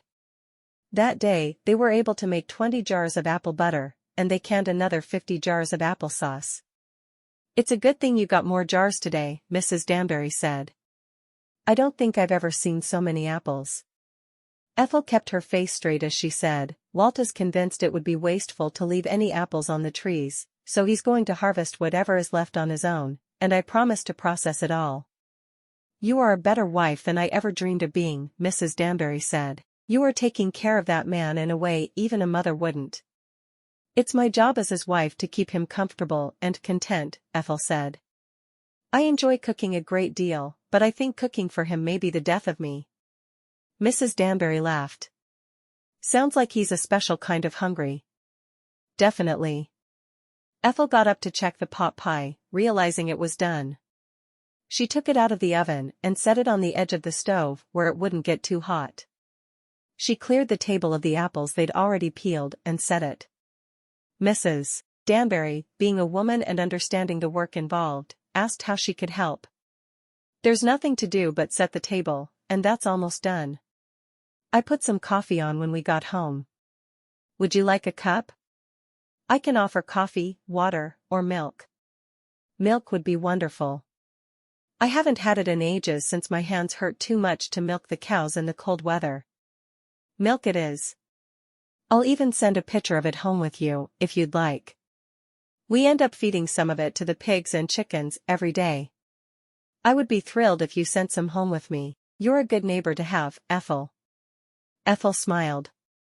"I certainly try to be." She cut 4 slices of pie, and served 1 each to her and Mrs. Danbury and 2 to Walt, who spotted that she was serving and immediately washed his hands. When he was seated, Ethel served everyone and poured coffee for her and Walt and a glass of milk for Mrs. Danbury. As soon as they'd prayed, Ethel asked, "So you can't milk cows any longer? Are there any other chores you need done that you can't do? You need to be asking us for help when necessary. We are your closest neighbors." Mrs. Danbury smiled. "Most other things I can do, or my grandchildren visit once a month and do for me. The girls make sure the house sparkles, and the boys get the yard looking good. I sold off most of my land to your husband when he moved here, so I don't have to worry about a large plot of land anymore." "I didn't know that," Ethel said. "I feel like I'm coming in during the middle of everyone's stories, and I don't have all the information from the beginning." Mrs. Danbury laughed.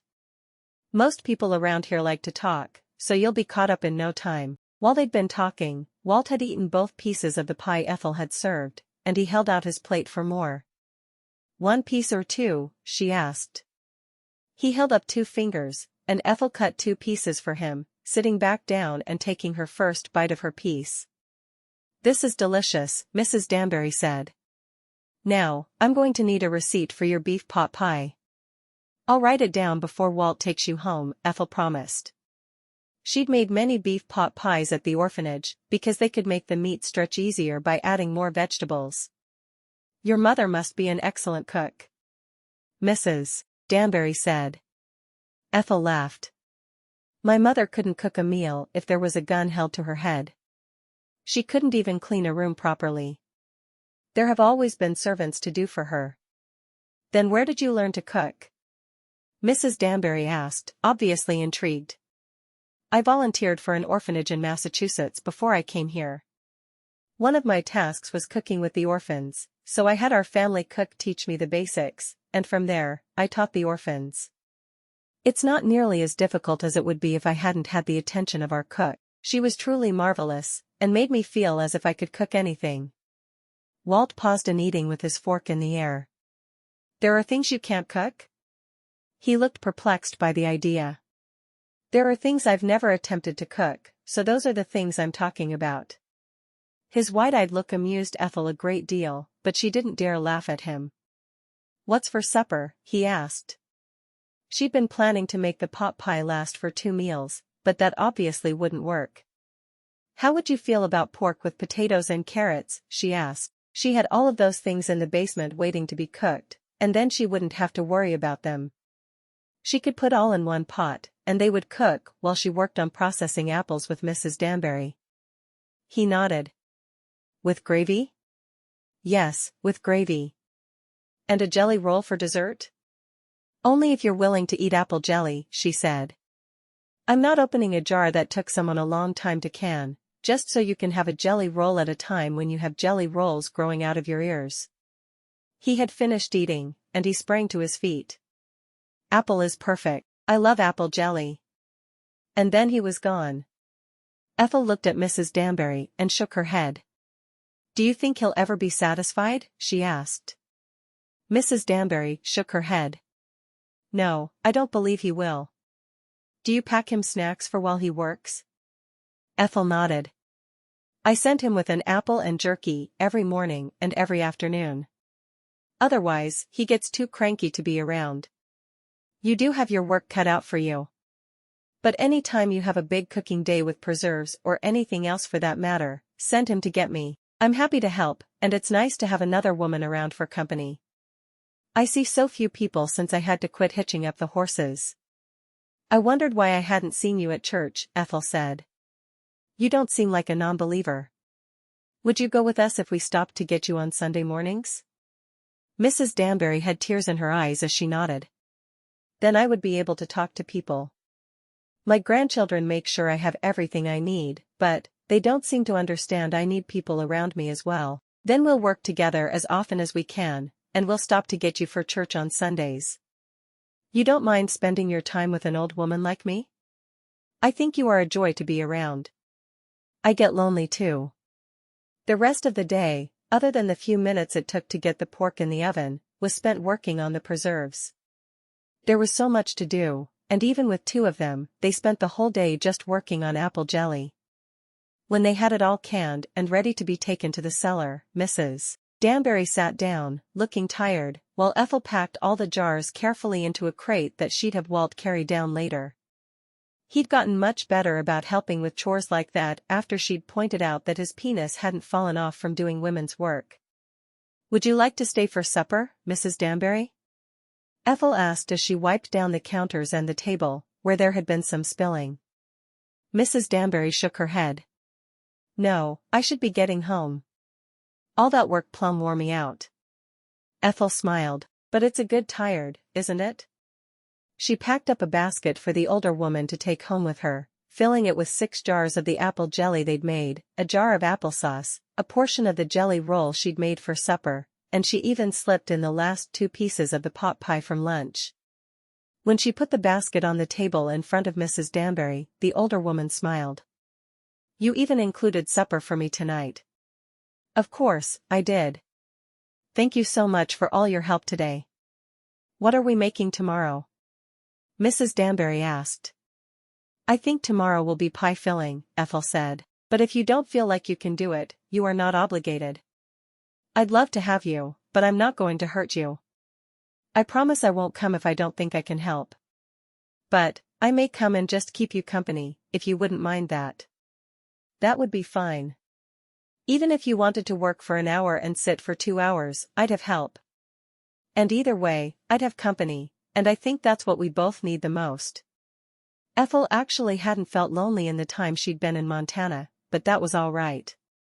Mrs. Danbury was lonely, and she had a way of fixing that. She'd always had a great deal of compassion for the elderly. Chapter 8. As soon as Mrs. Danbury left to go home, Ethel made the gravy. She liked the idea of the older woman helping her with the processing of all the apples, but if it was easier for her to just sit and chat, Ethel wouldn't tell her no. They'd gotten a great deal more done that day than she ever would have been able to do alone, and she was pleased. It had gone very well, and they had enough apple jelly to last until the next autumn, and she was sure that would have Walt very happy. By the time Walt returned, the table was set and supper was on. She'd poured them each a glass of milk, and she'd even cut the jelly roll and had some small plates there to eat it on. When Walt walked inside the house, he had a huge smile on his face. "She loves you." "I have never seen that grumpy woman so happy." Ethel smiled. "She's lonely. She doesn't have much to do, and she hasn't had anyone to talk to but her grandchildren for years. We're going to start driving her to and from church on Sundays." He nodded.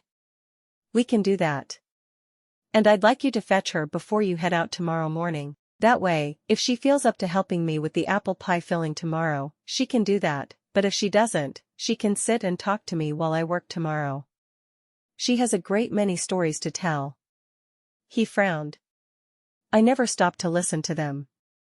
"That's all right. I'll listen enough for both of us." He washed his hands and sat down at the table, looking out over what looked to be an incredible meal. "No bread?" he asked. She blinked a few times. "I didn't have time today. But I did put up enough apple jelly to last us until next fall." "I guess that's all right then. I'll make sure to get the bread mixed while you're fetching Mrs. Danbury in the morning, and then I'll for sure get it done." "I'm sorry, but there just aren't enough hours in the day sometimes."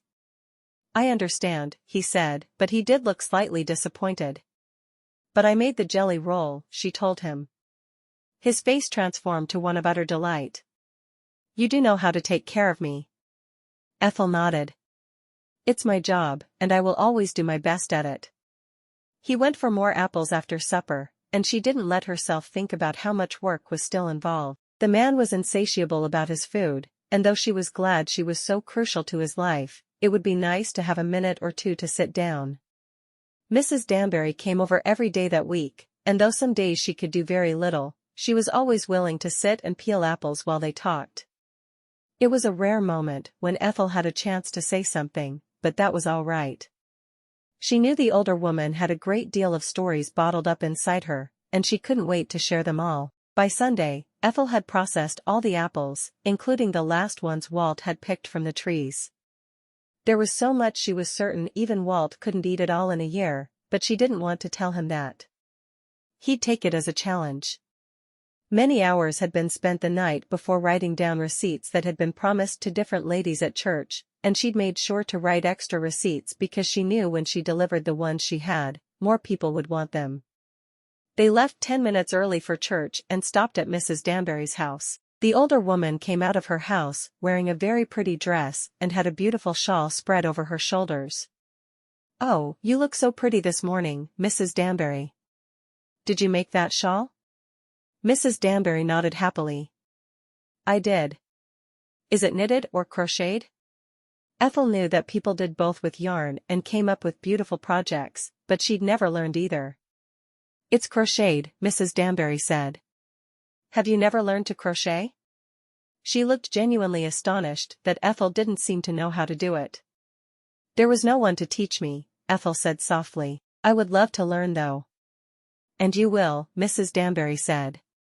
"Do we have more apples to put up?" Ethel smiled. "We're finished with apples for the year. I don't think even Walt could eat all we have available." "Is that a challenge?" Walt asked. Ethel sighed. "No, it's not. You may not take it as one." Mrs. Danbury laughed. "I'm going to teach you to crochet and knit this week." "I have to do my fall cleaning this week," Ethel said. "Now that we've finished the processing for the year, I want to have my house as clean as possible." "Then we'll do that next week." Mrs. Danbury frowned. "Well, I don't have the strength to clean much, but I'd sure like to keep you company while you get the cabin under control." "I would adore that. You're my first friend out here, and I'm so happy to have found you." Ethel pretended she didn't see the tears in the older woman's eyes. It didn't hurt her to be kind to the older woman, but it made such a difference in Mrs. Danbury's life. She could see it. At church, Mrs. Danbury sat with the other widows. There was a small group of them that sat together every week, and they all welcomed Mrs. Danbury back to their fold. Ethel was so happy to see the older woman with her friends. She hurried around giving receipts to the women who had asked for them and was empty-handed by the time she took her seat beside Walt. "Did you give all of those receipts away?" he asked. She nodded. "Now I don't have to worry about sharing receipts for a while. At least I hope I don't." The sermon that day was on loving thy neighbor, and Walt looked prouder and prouder with each word the preacher spoke. After church, Walt leaned down to Ethel and whispered, "You are exactly what the preacher was talking about today. You have loved thy neighbor in a way I never would have even thought of." "I just do what I think is right," she said, feeling a bit embarrassed by the compliment. He shook his head. "I'm going to go eat my jerky and my apple." She nodded, not planning to leave until Mrs. Danbury was finished talking to everyone around her. Her neighbor was in her element, and she wasn't about to drag her away. The preacher's wife appeared by Ethel.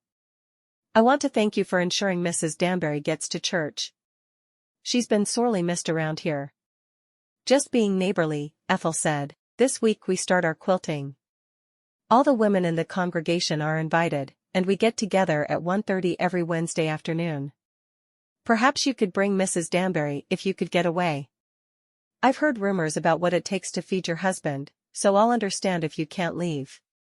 Ethel nodded. "I'll talk to him. I can have lunch waiting for him with no problem, but I'm not sure he'll want me driving this far. You just come if you can." "I will. And I promise, if I am able to come, Mrs. Danbury will be at my side. I'm so glad you've moved here and joined our congregation." With that, the preacher's wife, whose name Ethel still didn't know, turned and walked away. Ethel took the moment to go out to the wagon where Walt was eating and talk to him about the quilting circle. She'd never done anything like it, but it sounded like fun to her, and she knew it would be a great way to get to know the other ladies in the area. She got into the wagon and sat beside him, noting that his jerky was mostly gone. "I have something I want to ask you about. There's a quilting circle at the church every Wednesday afternoon. I would like to learn to drive so I can come and bring Mrs. Danbury." He frowned. "What about my lunch? And supper?" She smiled. "I'll make your lunch before I go, and I'll make sure I have something mostly ready for supper. I can have a pot pie ready to put into the oven as soon as I get home." Finally, he nodded. "All right. I think you should have some time to get to know the other ladies around here." She kissed his cheek. "Thank you, Walt." He smiled happily, thrilled he could make her happy for once. He knew she went out of her way to make sure he always had good food to eat, so he could make sacrifices for once. A moment later, Mrs. Danbury hurried out of the church. "Oh, you're still here." Ethel smiled as Walt got down to help the older lady up. "We wouldn't leave you.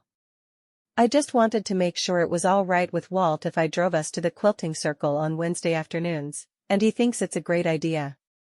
"Us?" Mrs. Danbury asked, her eyes filling with tears once again. "You thought of me?" Ethel nodded. "The preacher's wife invited me personally, and she told me to be sure to bring you. I wasn't the only one thinking of you." "Oh, it does my heart good to know I'm not forgotten." "You are not," Ethel said emphatically. Walt got back into the wagon. "Let's head home." "What are your plans for the afternoon?" Mrs. Danbury asked. "I'm going to do the laundry today, so I don't need to worry about it tomorrow, and I need to make supper of course." "And a jelly roll," Walt said. "I was thinking of making a cake today." He frowned.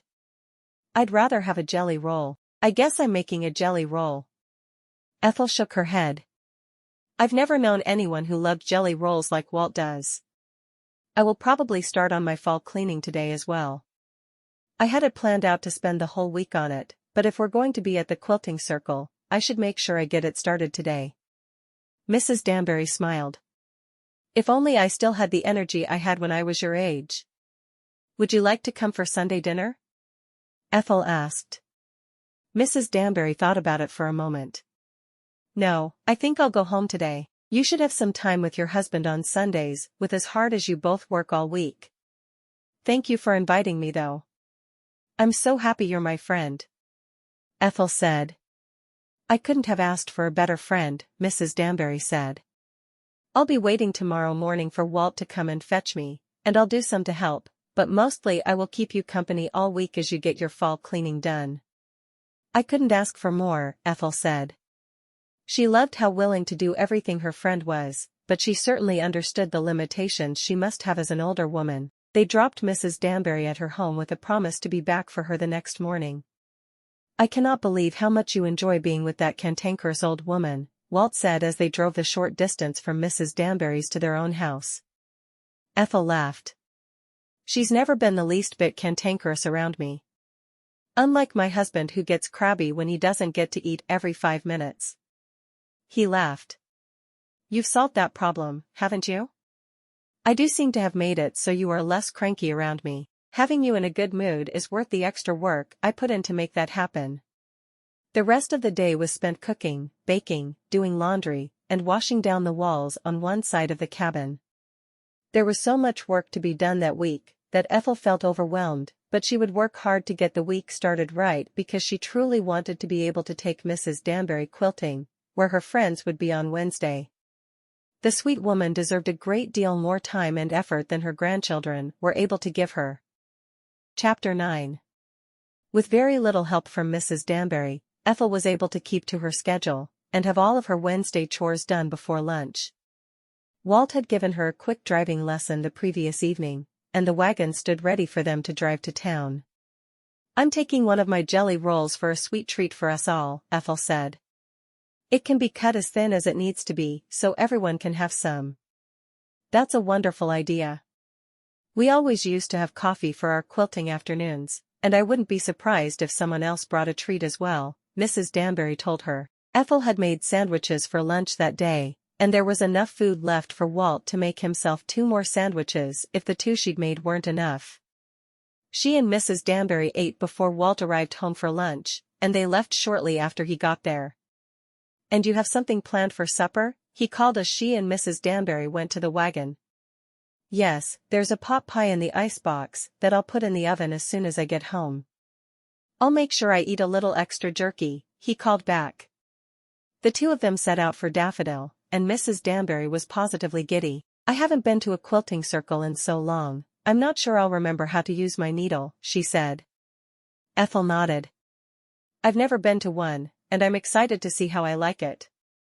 I'm just glad Walt didn't spot the jelly roll I'm taking to town. He would have been so disappointed that it wasn't for him. I have never in my life seen a man eat the way he does.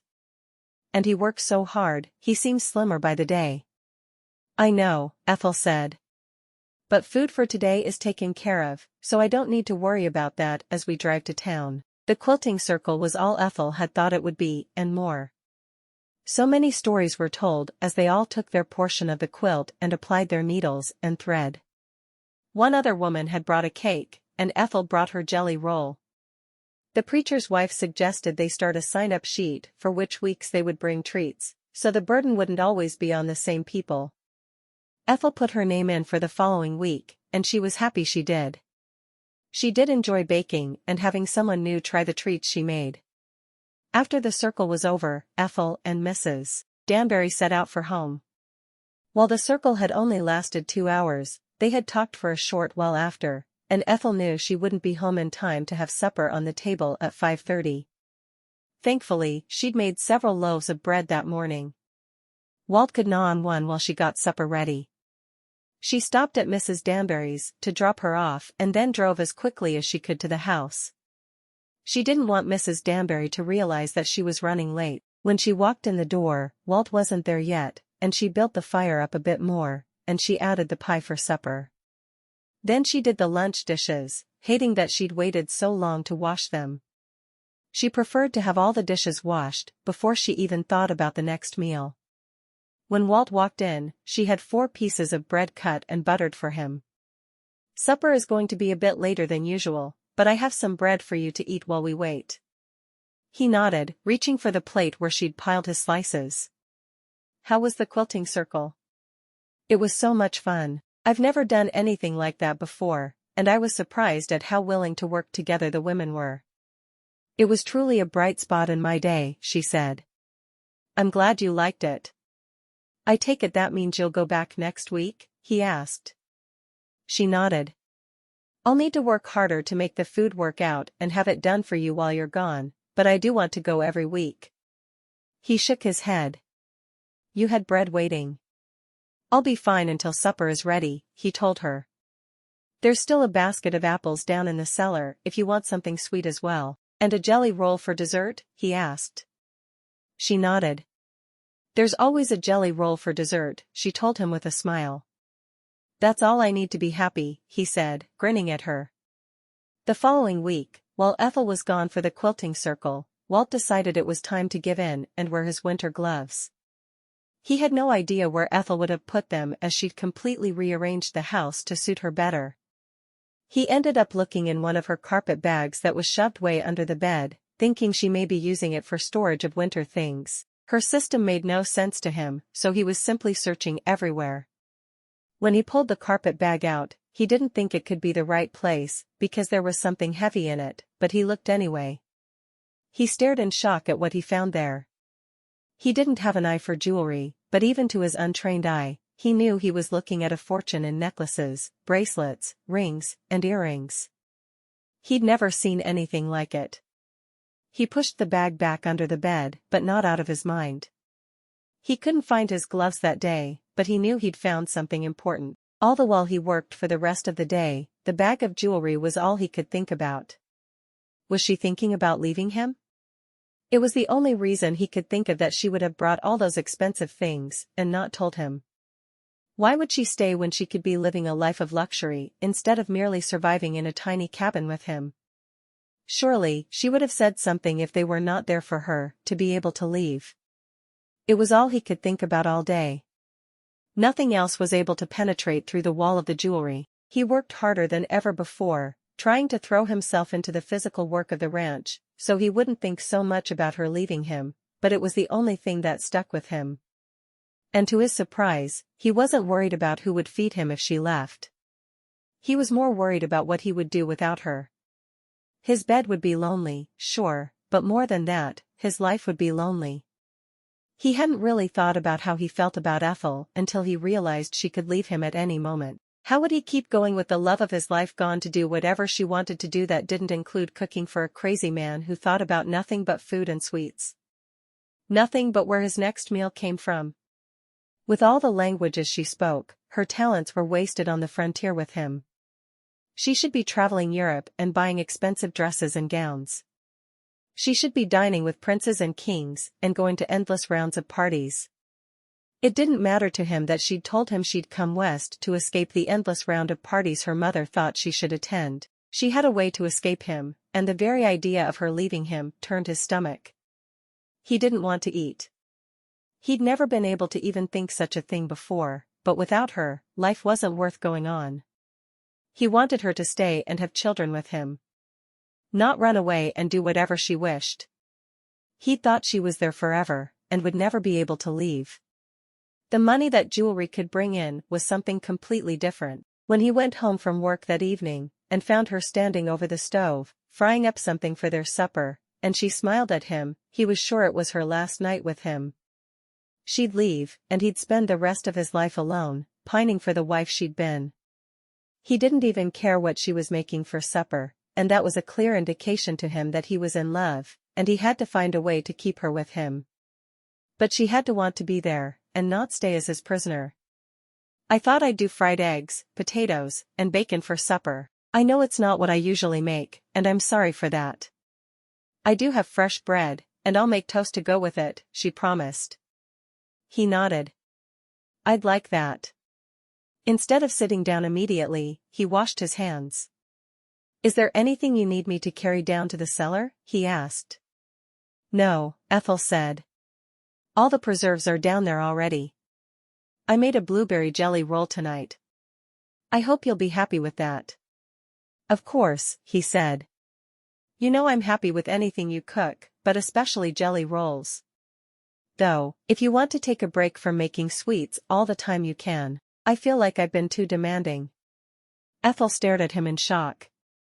Who are you? She asked softly. He chuckled.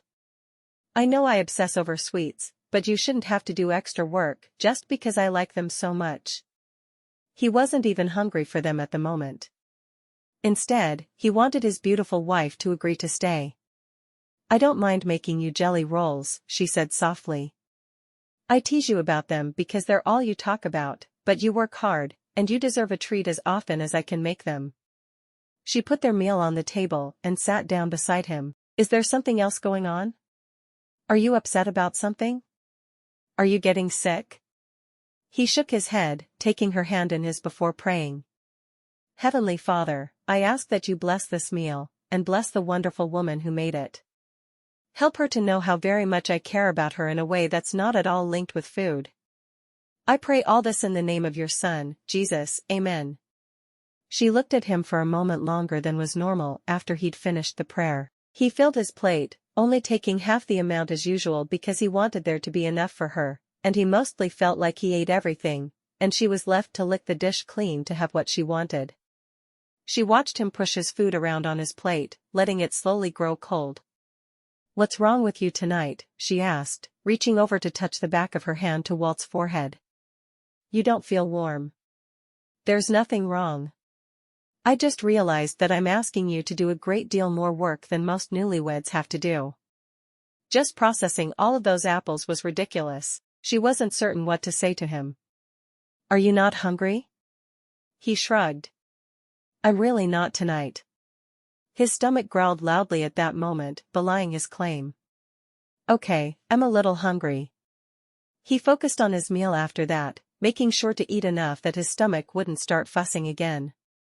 While she did the dishes, he watched her, realizing that the quality of her everyday clothes was better than the quality of his Sunday clothes. She never should have married a man on the edge of the frontier, who had to work so many hours a day for his living. She deserved better, and he realized that he was going to have to be the one to give her a nudge, and send her in the right direction. After the dishes were done, he invited her to sit with him. I know I'm a lot of work. I do. But I don't want to lose you. I worry that you'll leave me and go on to live the life you should have lived. But life wouldn't be special without you. She frowned, confused over why he was saying all this. He'd always been thankful for the meal she made, but never like this. It was as if something had happened to transform the man into someone else. I don't have any plans to go anywhere, she said softly. I'm enjoying all the time in town with the quilting circle. You know I enjoy myself with you at night. There's nothing about you that doesn't make me happy, so I'm not certain why you're so worried about this. He shrugged. I just know you are lonely. I am lonely. Sometimes. One of the women in church has a kitten she said I could have. Would you mind if I got a kitten? Then I wouldn't be nearly as lonely. Not that she'd really been lonely since Mrs. Danbury had started coming over every day. He thought for a moment. He wasn't fond of having pets in the house, but if a kitten would make it harder for her to go, then he was all for it. A house cat? He asked. She nodded. I've never been allowed to have a pet, and I think a kitten would make me very happy. Whatever he had going on at that moment, she was certain that a kitten wasn't too much to ask. Get a kitten. As soon as it's ready. Did she say how old it was? Ethel nodded. She said 4 weeks. It'll need its mama for another couple of weeks, but you are more than welcome to bring it home after that. Would that make you happy? He asked. I'm not sure where this is coming from, Walt, but I am happy. Would I be a little happier with a kitten? Sure, I would. But I'm not unhappy. I'm much happier here than I was back in Beckham. He wished he could believe her. But a kitten would be harder to leave than a man who needed to be fed every few hours. Surely she would stay once she had a kitten. Did you ever receive a letter back from your mother? He asked. Ethel shook her head. I half expect her to be there every time I go to town. How would you feel about that? Walt asked, looking very concerned. About like you feel when I tell you I didn't bother to make supper or jelly rolls. That bad? Chapter 10. The following week, Mrs. Danbury finally got Ethel to sit down long enough to teach her to crochet. But as soon as Ethel sat, she handed her a small package wrapped in brown paper. "What's this?" Ethel asked, surprised. "Open it and see." Mrs. Danbury was smiling, and it was infectious as far as Ethel was concerned. She loved seeing her friend happy. Ethel opened it slowly, realizing no one had ever really given her gifts that were wrapped. As a child, she'd simply been handed things her mother wanted her to have. She untied the strings that held the paper in place, and then she opened the paper.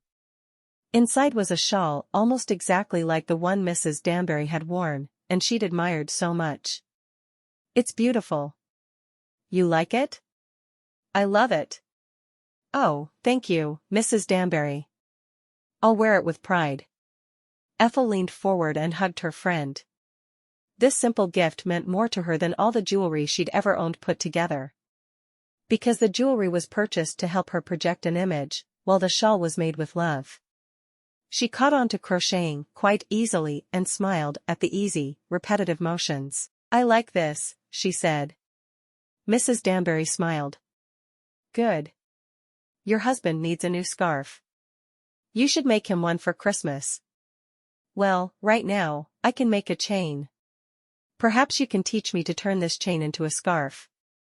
"I would be honored." Most of her week was spent cooking and cleaning, but Ethel made sure she had an hour each day for Mrs. Danbury to work with her on her crocheting.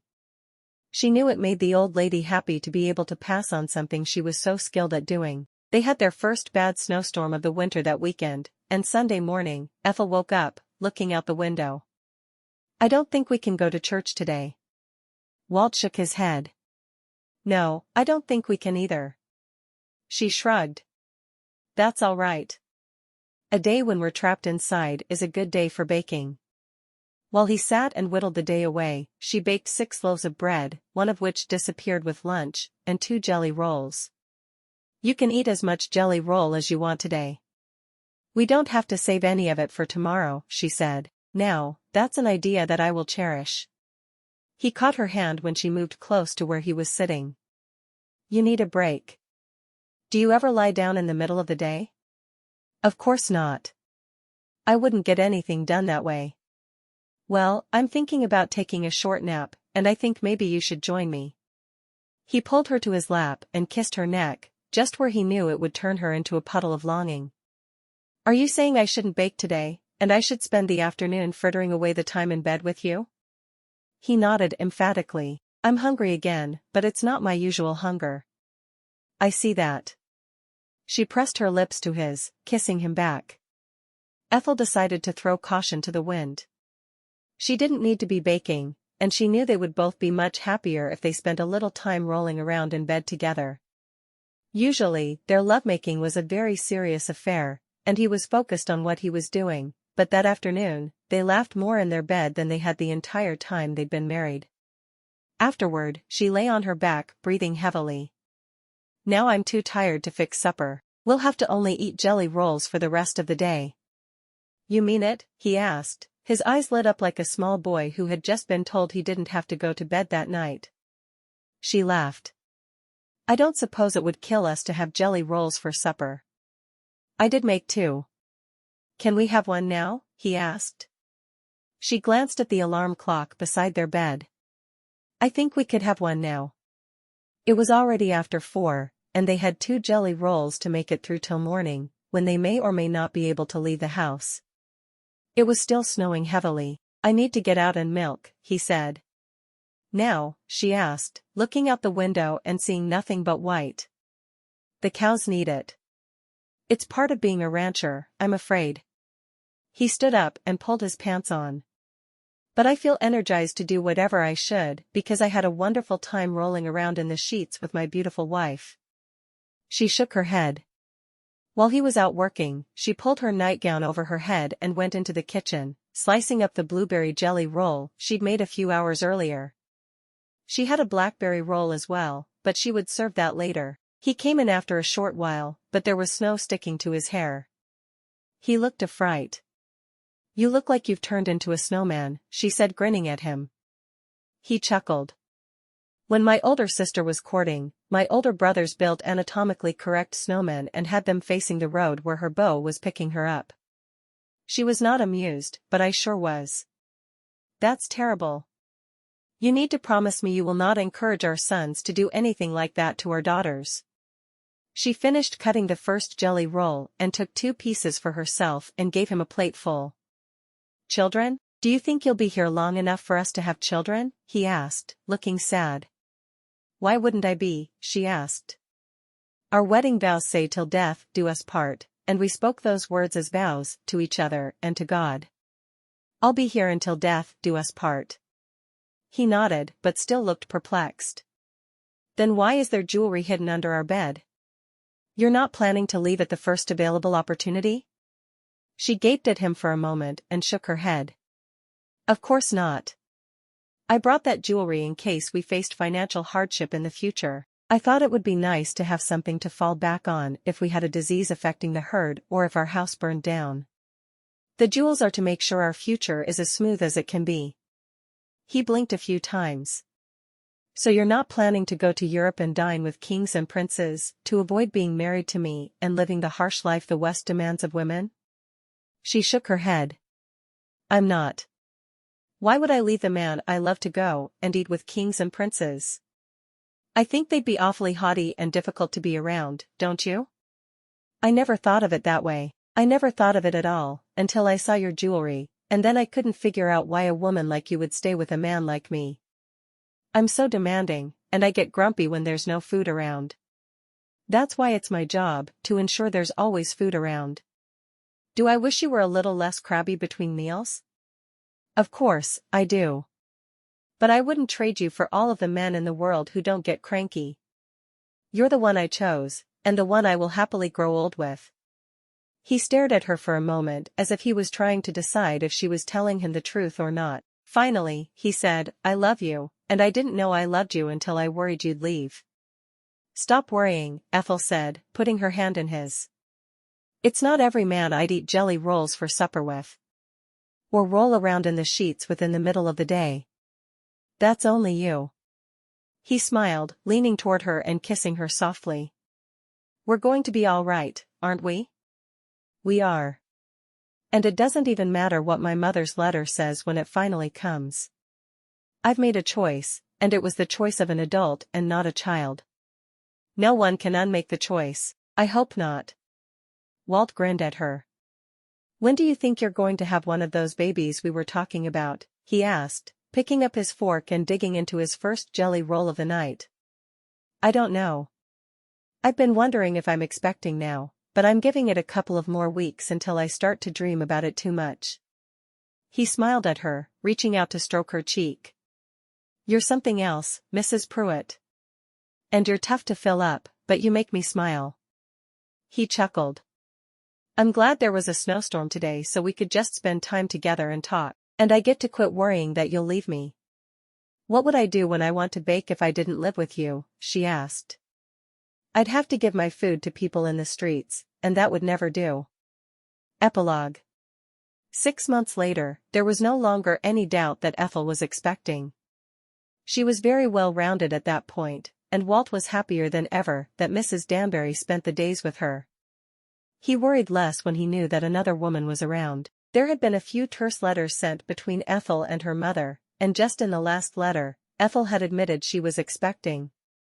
It was late April when he went to town to get flannel for her to make diapers, and he was given a letter meant for his wife. When he got home, he gave it to her, and then he took Mrs. Danbury home. She wasn't nearly as cranky as he'd once thought she was, and she'd become a wonderful companion for Ethel, who still made jelly rolls at least 3 times a week. While Walt was on his drive to Mrs. Danbury's, Ethel read the letter from her mother. "My dearest Ethel, as I sit by the window, looking out upon the snow-covered lawns of our home, my thoughts are filled with you. How I miss you, my dear daughter. I received your letter yesterday, the words bringing a rush of emotions. A grandmother. The thought makes my heart flutter with joy and anticipation. Yet, it also brings a pang of sadness, for I wish I could be there with you during this special time. Oh, Ethel, how I remember when you were just a little girl, twirling around in your frilly gowns, your laughter echoing through the halls of our home. Your spirit was always so wild and free. When you chose to leave it all behind, to run off to the west to marry, I confess it broke my heart. But as I read your letters, filled with tales of love and adventure, I know in my heart that you made the right choice. You have always been one to follow your heart, my darling, and for that, I am so very proud. You have chosen a life of love over a life of luxury, and that shows incredible strength and courage. And now, as you embark on the beautiful journey of motherhood, I want you to know how deeply I admire you. Becoming a mother will be a journey filled with countless joys and challenges. There will be days when your heart will brim with love so profound it leaves you breathless, and days when the weight of responsibility will feel heavy on your shoulders. But through it all, remember this: you are stronger than you think, braver than you believe, and loved more than you can possibly imagine. I wish I could be there with you, to hold your hand as you step into this new chapter of your life.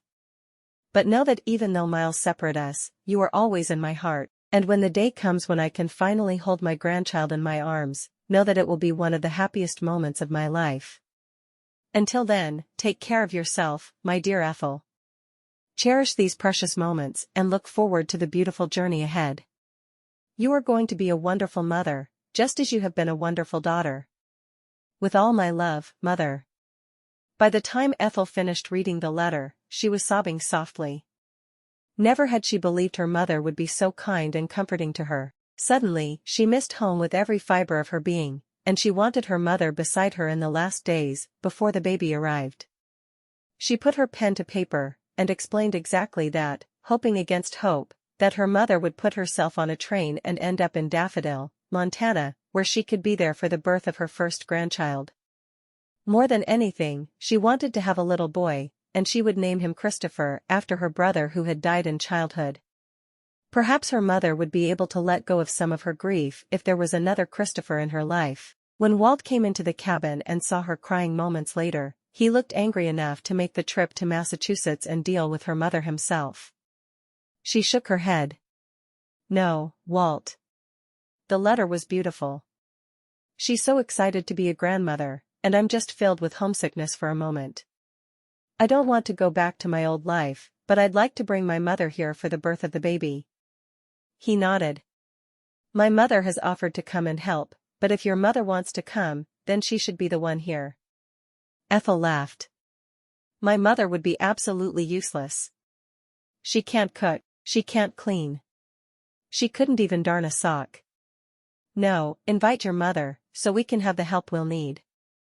2 months later, Ethel held her newborn son in her arms. He had all 10 fingers and 10 toes, and he was perfect in her eyes. Little Christopher. When Walt joined her on their bed and stared down into the baby's face, she watched him. He looked utterly amazed that the two of them had made such a beautiful child together. Christopher Lucas, he said.